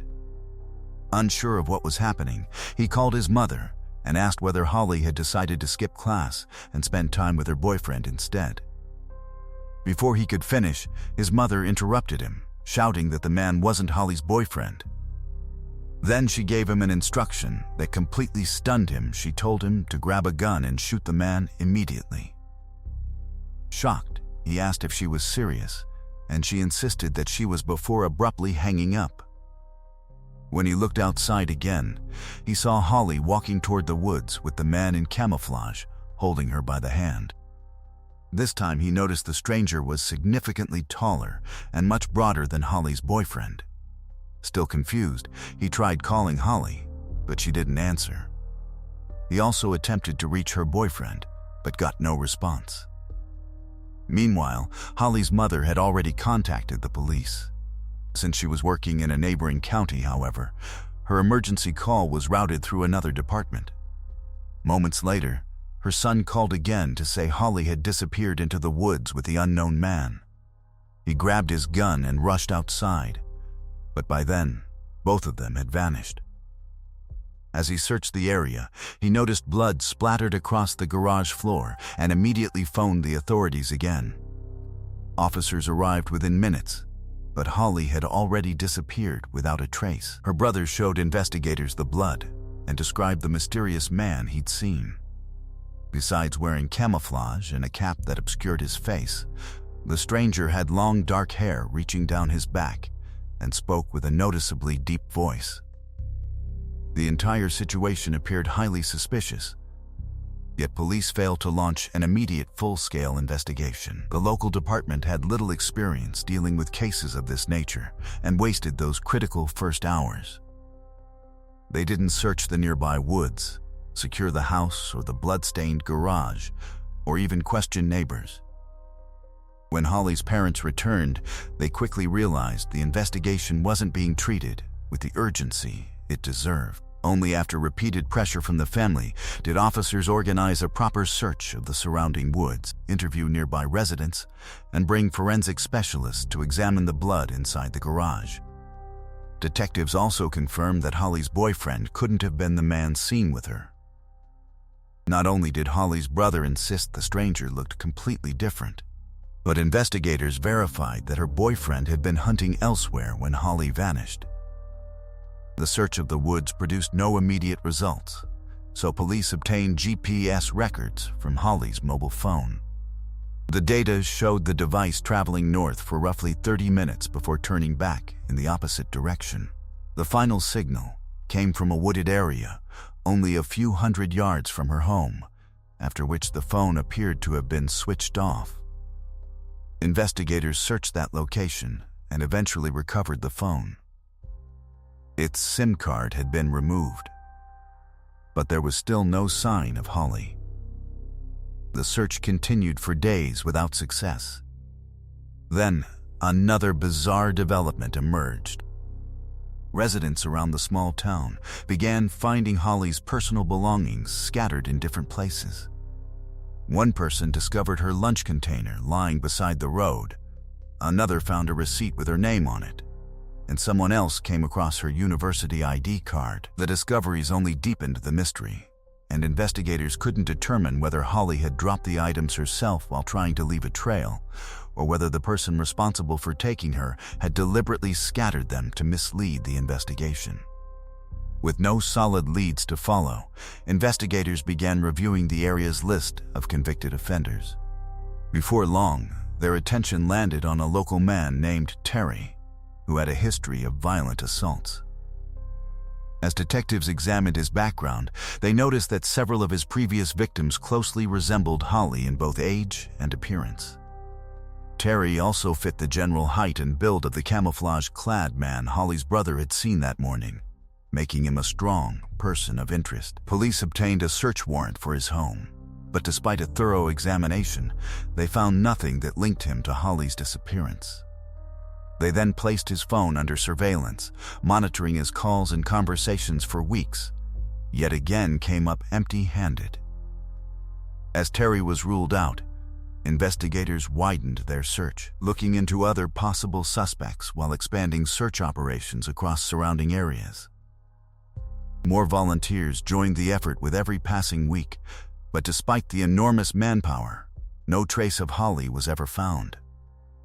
Months went by with virtually no progress. Eventually, police suspended the large-scale ground searches and shifted their full attention toward investigating potential suspects. But that strategy also failed to produce answers. Holly's family was left heartbroken. They had no idea what had happened to her, where she might be, or whether she was even still alive. They also grew increasingly frustrated with local law enforcement, believing officers had failed to act with enough urgency, particularly during those critical first few days. Looking back, they realized that very little had been done during the first 72 hours, often the most important window in any missing person investigation. Despite repeated complaints and constant pressure from the family for a more aggressive investigation, Holly's fate remained a mystery. That uncertainty lasted for 3 long years until an unexpected breakthrough finally came in March 2014. Police arrested a local man named Dylan, who was already known to authorities because of his involvement with illegal drugs, on unrelated weapons charges. During questioning, Dylan made a shocking confession. He claimed that shortly after Holly was abducted, he had gone to his brother Zach's house to pick up a vehicle. When he walked inside, he allegedly found his brother, their mutual friend Jason, and Holly sitting terrified in a chair. Dylan told detectives that Zach admitted to kidnapping Holly, sexually assaulting her, and even recording the attack on video. He further claimed that Holly had been killed not long afterward, insisting he played no role in her murder. Dylan also revealed that Zach had been wearing camouflage on the day Holly disappeared. Acting on this information, investigators immediately brought Zach and Jason in for questioning. Both men denied everything. Detectives searched their homes thoroughly, hoping to recover evidence or the alleged recording, but found nothing. Not long afterward, another unexpected witness came forward. A woman contacted police claiming she had once lived with a man named Jeffrey. According to her, Jeffrey had shown her part of a disturbing video in which a man was assaulting a young woman. He allegedly told her that the victim was Holly and that the attacker was Zach, adding that the footage had been recorded by his own brother, Mark. Detectives interviewed the woman and asked whether she would be willing to phone Jeffrey while they secretly recorded the conversation. She agreed, and during the call she casually mentioned the video. Based on Jeffrey's responses, investigators became convinced he had indeed shown her such footage. Jeffrey and his brother were quickly arrested. However, during questioning, both men denied having anything to do with Holly's disappearance or any such recording.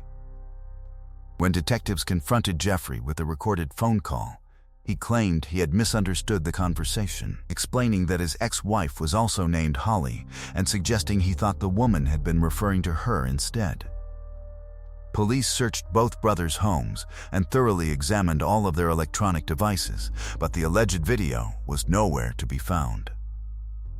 They also uncovered no evidence connecting Jeffrey or Mark to Zach, Dylan, Jason, or the other suspects, with nothing beyond a single witness statement. Investigators had no choice but to release them. Even so, detectives continued digging into the relationships between everyone connected to Zach. During that process, another name surfaced, a man named Shane. Phone records showed Shane had been in contact with Zach on the very day Holly vanished, prompting investigators to bring him in for questioning. Detectives suspected Zach had enlisted Shane's help to dispose of Holly's body. During the interrogation, Shane admitted he knew where Holly's remains had been hidden. Prosecutors offered him complete immunity if he would testify against the others and lead investigators to the body. Shane accepted the deal, but for reasons that remain unclear, he ultimately failed to locate Holly's remains. As a result, authorities revoked the immunity agreement and returned to searching for other ways to secure confessions or uncover new evidence against the suspects. While detectives continued pursuing that lead, an entirely unexpected discovery changed everything. In September 2014, a group of hunters ventured into a wooded area roughly 19 miles from Holly's home. While walking through the forest, one of the men noticed a large bucket concealed beneath thick brush. Curious, he picked it up and was horrified to find a human skull inside. He immediately contacted police. Forensic teams quickly secured the scene and recovered additional partial skeletal remains, which were rushed to a laboratory for identification. Detectives already feared the remains belonged to Holly, and dental records soon confirmed their suspicions. After lying exposed in the woods for 3 years, it was impossible to reconstruct every detail of what had happened. However, one fact was undeniable: a bullet hole in the skull proved Holly had been shot. At last, investigators officially reclassified the case as a homicide. With confirmation that Holly had been murdered, detectives concentrated their efforts on 4 primary suspects: Zach, his brother Dylan, their friend Jason, and their associate Shane. Their next move was to focus on Jason. At first, he denied any involvement, but everything changed when investigators warned him he could spend the rest of his life in prison if convicted of murder. Faced with that possibility, Jason agreed to cooperate and testify against Zach. According to his account, he had gone to Zach's house on the day Holly disappeared to buy drugs. When he arrived, Zach, Dylan, and Shane were already there. Jason claimed the men admitted they had killed Holly and now needed help getting rid of the evidence. Zach then opened the boot of his car and showed him Holly's body wrapped inside a blanket. Zach asked Jason to help dispose of it, and he agreed. While Shane burned Holly's belongings in a barrel, Jason and Zach drove toward the Tennessee River Bridge, intending to dump her body into the water. But as they pulled her from the boot, Zach realized Holly was still alive. Without hesitation, he shot her. Worried that the gunshot might draw attention, Zach immediately abandoned the plan. He placed Holly's body back into the vehicle and drove off alone to find another hiding place, dropping Jason off on the way. Later, Zach allegedly told Jason he had hidden Holly's body in the woods. However, the location he described did not match the place where Holly's remains were eventually discovered. Jason's version of the abduction also raised several questions. He claimed that before Holly disappeared, Zach, Dylan, and Shane had originally gone to Holly's brother's house to teach him how to manufacture illegal drugs. While there, they encountered Holly, who overheard what they were discussing. According to Jason, Holly became furious and demanded that they leave, prompting the group to fear she would report their criminal activities to the authorities. According to the prosecution, the three men decided Holly knew too much and agreed to kidnap her, but that explanation immediately raised several serious questions. Holly's brother firmly denied ever being interested in manufacturing illegal drugs or discussing such activities with any of the suspects. He also insisted that when he looked out the window that morning, he saw only one man with Holly, not three, and the individual he observed didn't match Zach's appearance. In fact, the only suspect whose height and build resembled the person he described was Shane. Where Zach and Dylan supposedly were during those crucial moments remained unclear. Jason also claimed that after the abduction, Holly was taken to an old barn owned by Shane's grandmother, where the three men assaulted her. Interestingly, Holly's check and university ID card were later discovered less than 100 yards from Shane's home, adding another suspicious detail to the investigation. As detectives continued building their case against Zach and Dylan, they uncovered several pieces of circumstantial evidence. Multiple neighbors reported seeing a white pickup truck speeding away from Holly's home shortly after she disappeared, and Zach owned a truck matching that description. Surveillance cameras also captured a similar vehicle near the area around the time of the abduction. Zach's former girlfriend later told investigators that he had threatened her on several occasions, allegedly saying, "I'll tie you up like Holly, and no one will ever see you again." Other witnesses also claimed Zach had made comments suggesting he was involved in Holly's disappearance. Investigators further learned that Zach had threatened his own brother, warning him that he would end up in the same hole beside her if he cooperated with police. Another local resident claimed that after Holly's murder, Shane and Zach traded him a firearm in exchange for illegal drugs. The man accepted the deal but later threw the gun into a body of water. Police eventually recovered the weapon, but because it contained neither fingerprints nor usable DNA, forensic experts couldn't connect it directly to the murder. As prosecutors assembled their case for trial, another unexpected twist emerged. Shane, who had previously agreed to cooperate with investigators before failing to lead them to Holly's remains, was found dead inside a hotel room. Authorities ruled his death a suicide, although no clear motive was ever established. His attorney argued that investigators had placed enormous pressure on Shane by threatening him with decades behind bars. The suspects were tried separately, beginning with Zach. His trial finally started in September 2017, more than 6 years after Holly disappeared. Although Zach pleaded not guilty, Jason's testimony combined with the other circumstantial evidence proved persuasive to the jury. After several weeks of testimony, Zach was convicted of first-degree murder and sentenced to life imprisonment, along with 2 additional 25-year sentences for kidnapping and aggravated assault.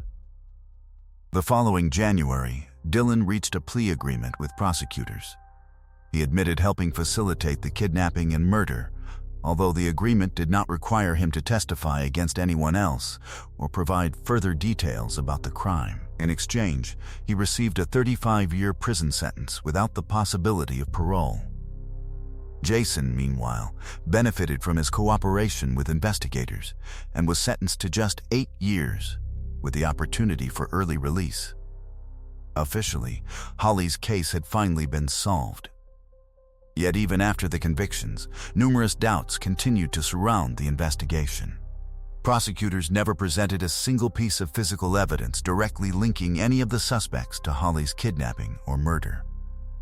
No fingerprints, DNA, blood, or forensic evidence ever placed Holly inside Zach's truck or his home.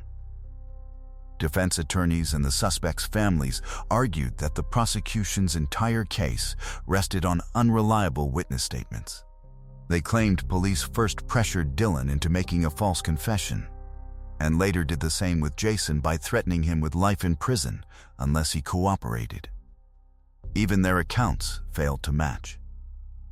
Dylan originally stated that he arrived at Zach's house and found Holly alive alongside Jason. Jason, however, claimed he didn't arrive until after Holly had already been placed in the boot of Zach's vehicle, and even suggested Dylan had actively participated in the kidnapping itself. Another inconsistency involved the identity of the man Holly's brother saw leading her into the woods. Investigators believed it was probably Shane because he was the only suspect whose height and build closely matched the eyewitness description. However, Shane had short, light-colored hair, while Holly's brother consistently described the man as having long, dark hair reaching down his back. A former investigator with the Tennessee Bureau of Investigation, who worked on the case during its early stages, later revealed several additional details that further complicated matters. Detectives had obtained cell tower records for each suspect's mobile phone, hoping to place them near Holly's home that morning. Surprisingly, none of the records showed any of them in the immediate area. While cell tower data can only estimate a phone's location within a fairly large radius, the findings nevertheless raised questions. Investigators also discovered an unidentified palm print on one of Holly's personal cards. It didn't belong to Holly, her family, or any of her friends. They compared it against all of the suspects, but none of them matched. At the same time, there was no way to determine whether the print had any connection to the crime at all. Zach's defense team continued arguing that another suspect made far more sense, a local man named Terry, whom police had intensely investigated during the early months of the case. As previously mentioned, detectives searched Terry's home, questioned him extensively, and even monitored his phone conversations, yet never found enough evidence to charge him. Terry's wife claimed he had been home with her installing a new bathtub on the morning Holly disappeared. However, Zach's attorney challenged that alibi, arguing she had actually been at work that morning and that Terry had phoned her there. Investigators also checked the shop where Terry supposedly purchased the bathtub, but employees couldn't verify that the sale had ever occurred. Shortly after Holly vanished, Terry also cut off his long, dark hair, adding to the suspicion surrounding him. The defense even suggested Terry's wife may have helped conceal his actions, pointing out that Terry had several previous convictions for assaulting women and that, in some incidents, his wife had allegedly assisted him. Finally, forensic experts were unable to completely exclude Terry as the source of the unidentified palm print. While they confidently eliminated every other suspect, they couldn't reach the same conclusion regarding Terry. Even so, prosecutors remained unwavering, insisting the overwhelming combination of circumstantial evidence proved Zach, Dylan, and Jason were responsible beyond a reasonable doubt. Jason ultimately served only 3 years before being released early. However, just months later, he was arrested again on unrelated weapons charges and returned to jail while awaiting trial. Then, in early 2024, the case took another dramatic turn. Jason publicly recanted his earlier testimony, claiming he had completely fabricated his account and had never actually seen Holly on the day she disappeared. According to him, he invented the entire story because investigators pressured him into accepting a plea deal to avoid spending the rest of his life in prison. Following that stunning reversal, Zach's legal team immediately requested a new trial. But in late September 2024, the judge rejected the motion, ruling that Jason's recantation alone wasn't enough to overturn the conviction because other circumstantial evidence still supported the verdict. It's also worth noting that when Jason withdrew his testimony, he was still facing prosecution on the weapons charges. Roughly 1 month before the court ruled against Zach's appeal, Jason himself received a 19-year prison sentence. The timing inevitably raised questions about whether his change of story was motivated by hopes of helping his own legal situation. Today, all 3 convicted men remain behind bars. Their only realistic chance of securing new trials would depend on discovering fresh evidence that either proves their innocence or identifies an entirely different perpetrator. So far, no such evidence has emerged, and prosecutors continue to maintain that the right men were convicted. What do you think really happened in Holly Bobo's case? Share your opinion in the comments below, and if you enjoyed this documentary, don't forget to leave a like. Let's move on to the next case. A mother from a quiet small town tucked her daughters into bed as usual. But when she went to wake them the following morning, one of the girls had vanished without a trace. Police responded almost immediately, and it didn't take long before they began uncovering a series of disturbing and puzzling clues. As investigators slowly reconstructed the events of that night, they uncovered a truth that was even more horrifying than anyone had imagined. Jersey Bridgman was born on November 14, 2006, in the small community of Bentonville, Arkansas. 3 years later, her younger sister was born. But not long after, her parents decided to end their marriage. Despite the divorce, Jersey remained very close to her father and regularly spent time at his home. He eventually remarried and welcomed 2 more daughters with his new wife. Since he lived only a short drive away in a neighboring town, Jersey often stayed with him for a few days before returning to her mother's house. In 2012, when Jersey was 5 years old, she and her mother moved into a new home, still within Bentonville. Both sisters quickly became friends with the neighborhood children, and their mother was especially close to one of the neighbors who lived only a few houses away.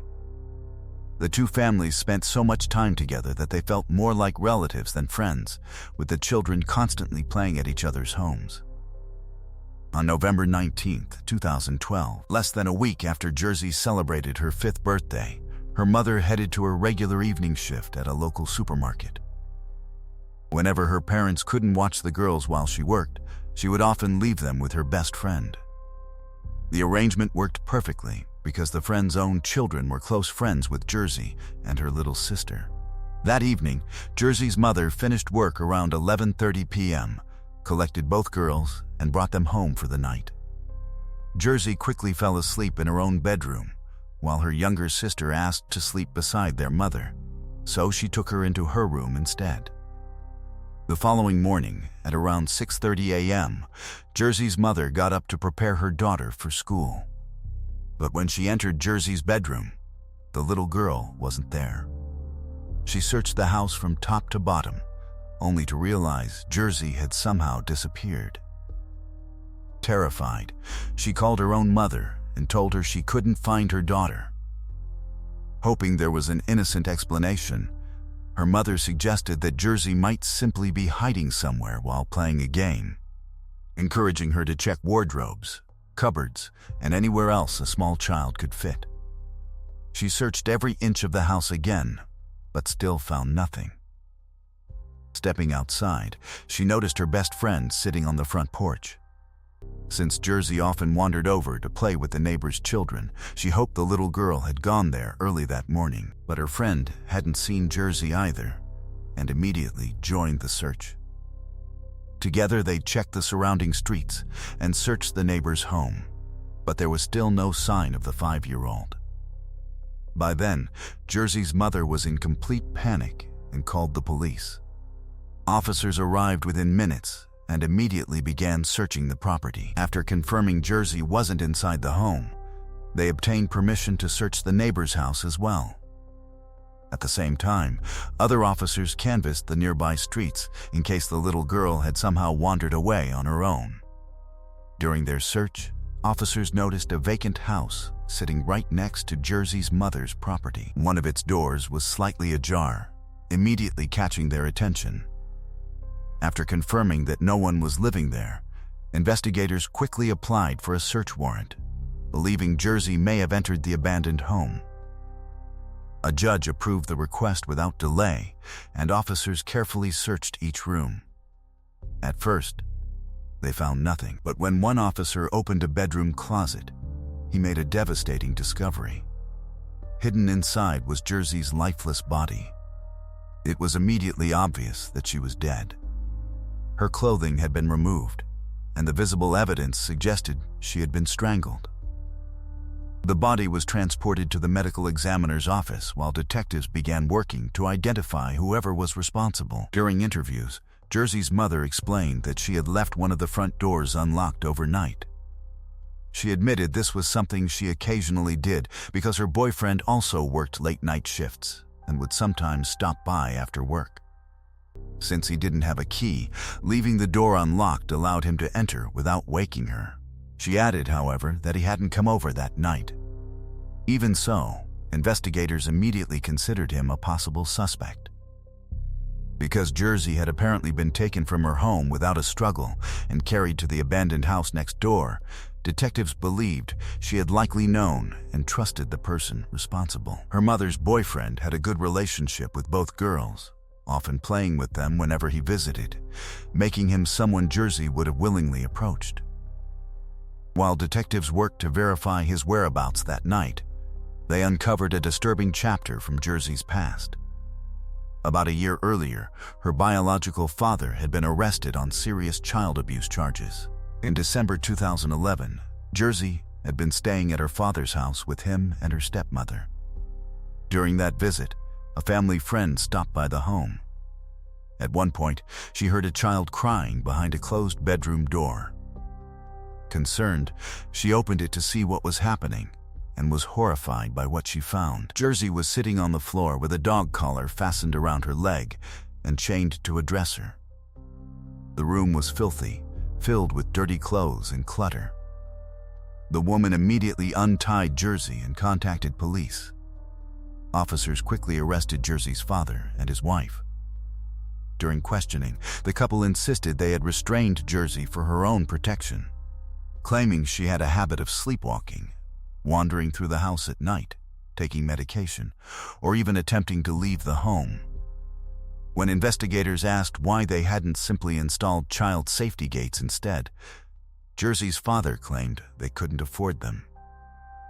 But detectives soon discovered that explanation didn't hold up. Although he claimed to have no money, investigators learned he was regularly buying illegal drugs while remaining unemployed, despite raising 2 young children with his wife.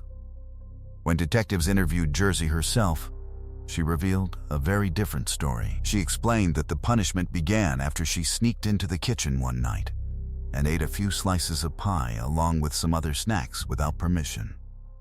As punishment, her father and stepmother started tying her to the dresser. Jersey also revealed that she was sometimes forced to sleep on the bedroom floor and wasn't even allowed to get up to use the bathroom during the night. In the end, the evidence overwhelmingly supported Jersey's account. Her biological father was convicted and sentenced to 18 years in prison, while her stepmother received a 12-year sentence for her role in the abuse. From that point on, Jersey lived solely with her mother, who had never known about the abuse, because Jersey had been far too frightened to tell anyone what had been happening. Although detectives found the earlier abuse deeply disturbing, they quickly ruled out Jersey's biological father since he had been behind bars ever since his arrest and couldn't possibly have been at her mother's home that night. Investigators then shifted their focus to every registered sex offender living within several miles of the neighborhood. One by one, each suspect provided a verified alibi, forcing detectives to concentrate on people who were already part of Jersey's everyday life. Around the same time, medical examiners completed their preliminary autopsy. They confirmed that Jersey had died from strangulation and also found evidence that she had been sexually assaulted. Biological material recovered from her body was immediately sent to the laboratory for DNA testing. Detectives next examined Jersey's mother's boyfriend. He told investigators he had been working an overnight shift at a local convenience store and hadn't finished until early that morning. Police reviewed the store's surveillance footage, which confirmed he had been at work. However, investigators noticed he had taken a scheduled break during his shift. Since the shop was only a few minutes from Jersey's home, it was theoretically possible he could have left, committed the crime, and returned unnoticed. But after interviewing his co-workers, detectives learned he had remained inside the store throughout his break, eventually eliminating him as a suspect. During those interviews, the boyfriend mentioned something that immediately caught investigators' attention. At approximately 3 a.m, a man named Zachary, the next-door neighbor and the husband of Jersey's mother's best friend, had entered the shop, complaining of stomach pains. He purchased some medication before leaving. Since detectives believed the crime had likely occurred around that same time, Zachary's unexplained trip immediately appeared suspicious. Police had already interviewed both Zachary and his wife shortly after Jersey disappeared, and had even searched their home without finding anything incriminating. At first, Zachary hadn't attracted much suspicion, but after learning about his late-night visit to the store, detectives decided he deserved another closer look. Zachary explained that he had woken during the night suffering from severe stomach pain. Unable to find any medicine at home, he claimed he drove to the nearby shop, bought some medication, returned home, and eventually went back to sleep. He said he woke again around 6:30 a.m. to help his oldest son get ready for school. Zachary also voluntarily handed over his fingerprints, provided a DNA sample, and even gave investigators the clothes he had been wearing during his trip to the store. Throughout the interview, he repeatedly insisted he would never hurt Jersey, and initially, detectives believed he appeared sincere. While waiting for the DNA results, investigators decided to examine Zachary's past more thoroughly. They discovered he had accumulated a lengthy criminal record, although most of the offenses were relatively minor and nonviolent. They also uncovered a deeply troubled childhood. Records showed Zachary had allegedly suffered years of physical and emotional abuse at the hands of his stepfather, biological mother, and brother. Concerned individuals had reportedly contacted authorities at least 13 different times to report the abuse, although it's unclear whether any meaningful intervention ever took place. Detectives also spoke extensively with Jersey's mother about Zachary. She described him and his wife as trusted family friends who regularly helped care for both girls. Jersey and her younger sister even called him Uncle Zach. The children visited his house almost every day, and both Zachary and his wife had been given spare keys to her home. Knowing how much Jersey trusted him, investigators realized she would almost certainly have gone anywhere with him, without questioning his intentions. They also began wondering whether his late-night trip to the convenience store had been carefully planned to establish an alibi through surveillance footage and potential witnesses. When detectives invited Zachary back for another interview, his attitude changed dramatically. This time, he refused to answer any questions without a lawyer present. The sudden shift immediately stood out because only days earlier he had fully cooperated, willingly providing everything investigators requested. With no definitive evidence against him, detectives had little choice but to wait for the DNA results while continuing to search for additional leads. Then, completely unexpectedly, the case took another surprising turn. Despite previously refusing further questioning, Zachary contacted police himself and said he was now willing to take a polygraph examination in an effort to clear his name. Detectives arranged the test immediately, but the results only deepened their suspicions. According to the examiner, many of Zachary's answers showed strong indications of deception. Investigators later learned that the decision to take the polygraph hadn't really been Zachary's idea at all. His wife had apparently begun questioning whether he was telling the truth and warned him that if he refused to cooperate with police, she would leave him and take their children with her. Detectives concluded that his sudden willingness to participate was likely motivated by pressure from home rather than genuine innocence.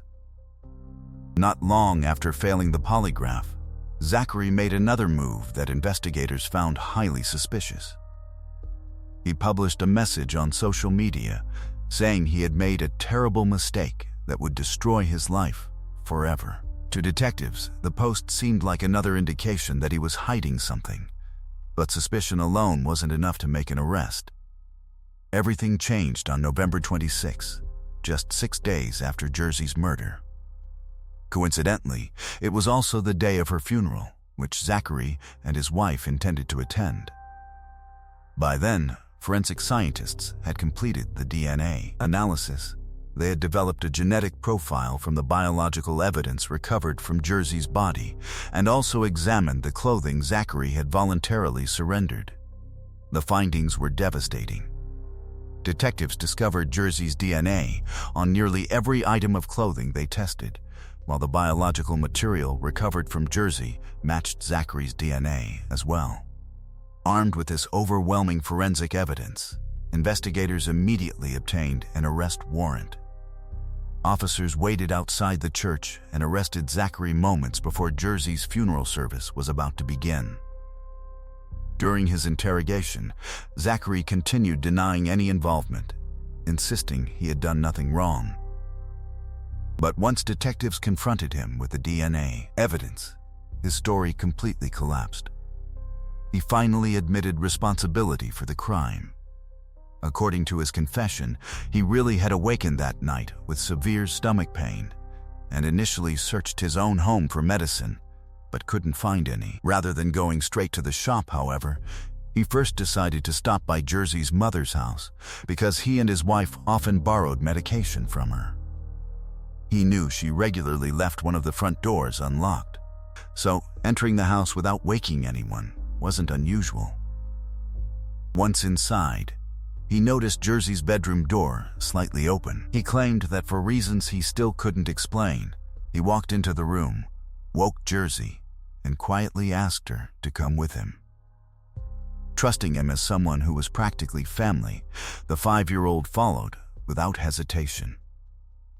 Zachary then led Jersey into the abandoned house next door, where he carried out the horrific assault and murdered her before hiding her body inside a bedroom closet. Afterwards, he calmly walked to the nearby convenience store, bought stomach medicine exactly as he had originally claimed, returned home, and went back to sleep as though nothing had happened. The following morning, he even joined the desperate search for Jersey, pretending to be just another worried neighbor trying to help find the missing child. Zachary insisted the attack had never been planned and claimed it was an impulsive act that he himself couldn't explain. Detectives remained skeptical about that part of his confession, but they had little reason to doubt the rest. During questioning, Zachary accurately described numerous details about the crime scene that had never been released publicly. Investigators had intentionally kept nearly every aspect of the case confidential, withholding the information from the media and even from Jersey's own mother. There was simply no innocent way Zachary could have known those facts unless he had been the person responsible. Ultimately, Zachary was formally charged with murder and remained behind bars while awaiting trial. Prosecutors announced they would pursue the death penalty.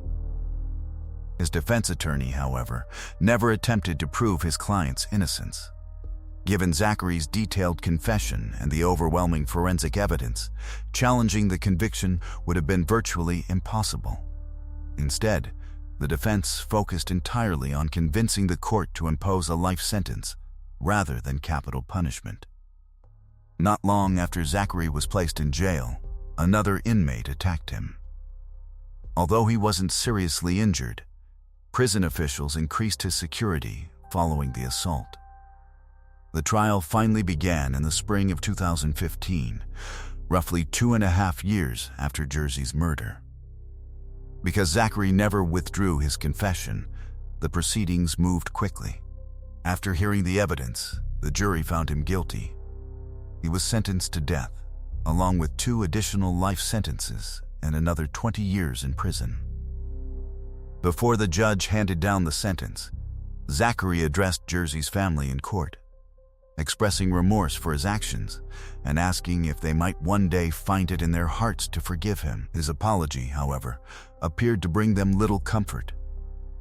As is common in death penalty cases, the execution was automatically delayed while the appeals process unfolded, and Zachary's case was no different.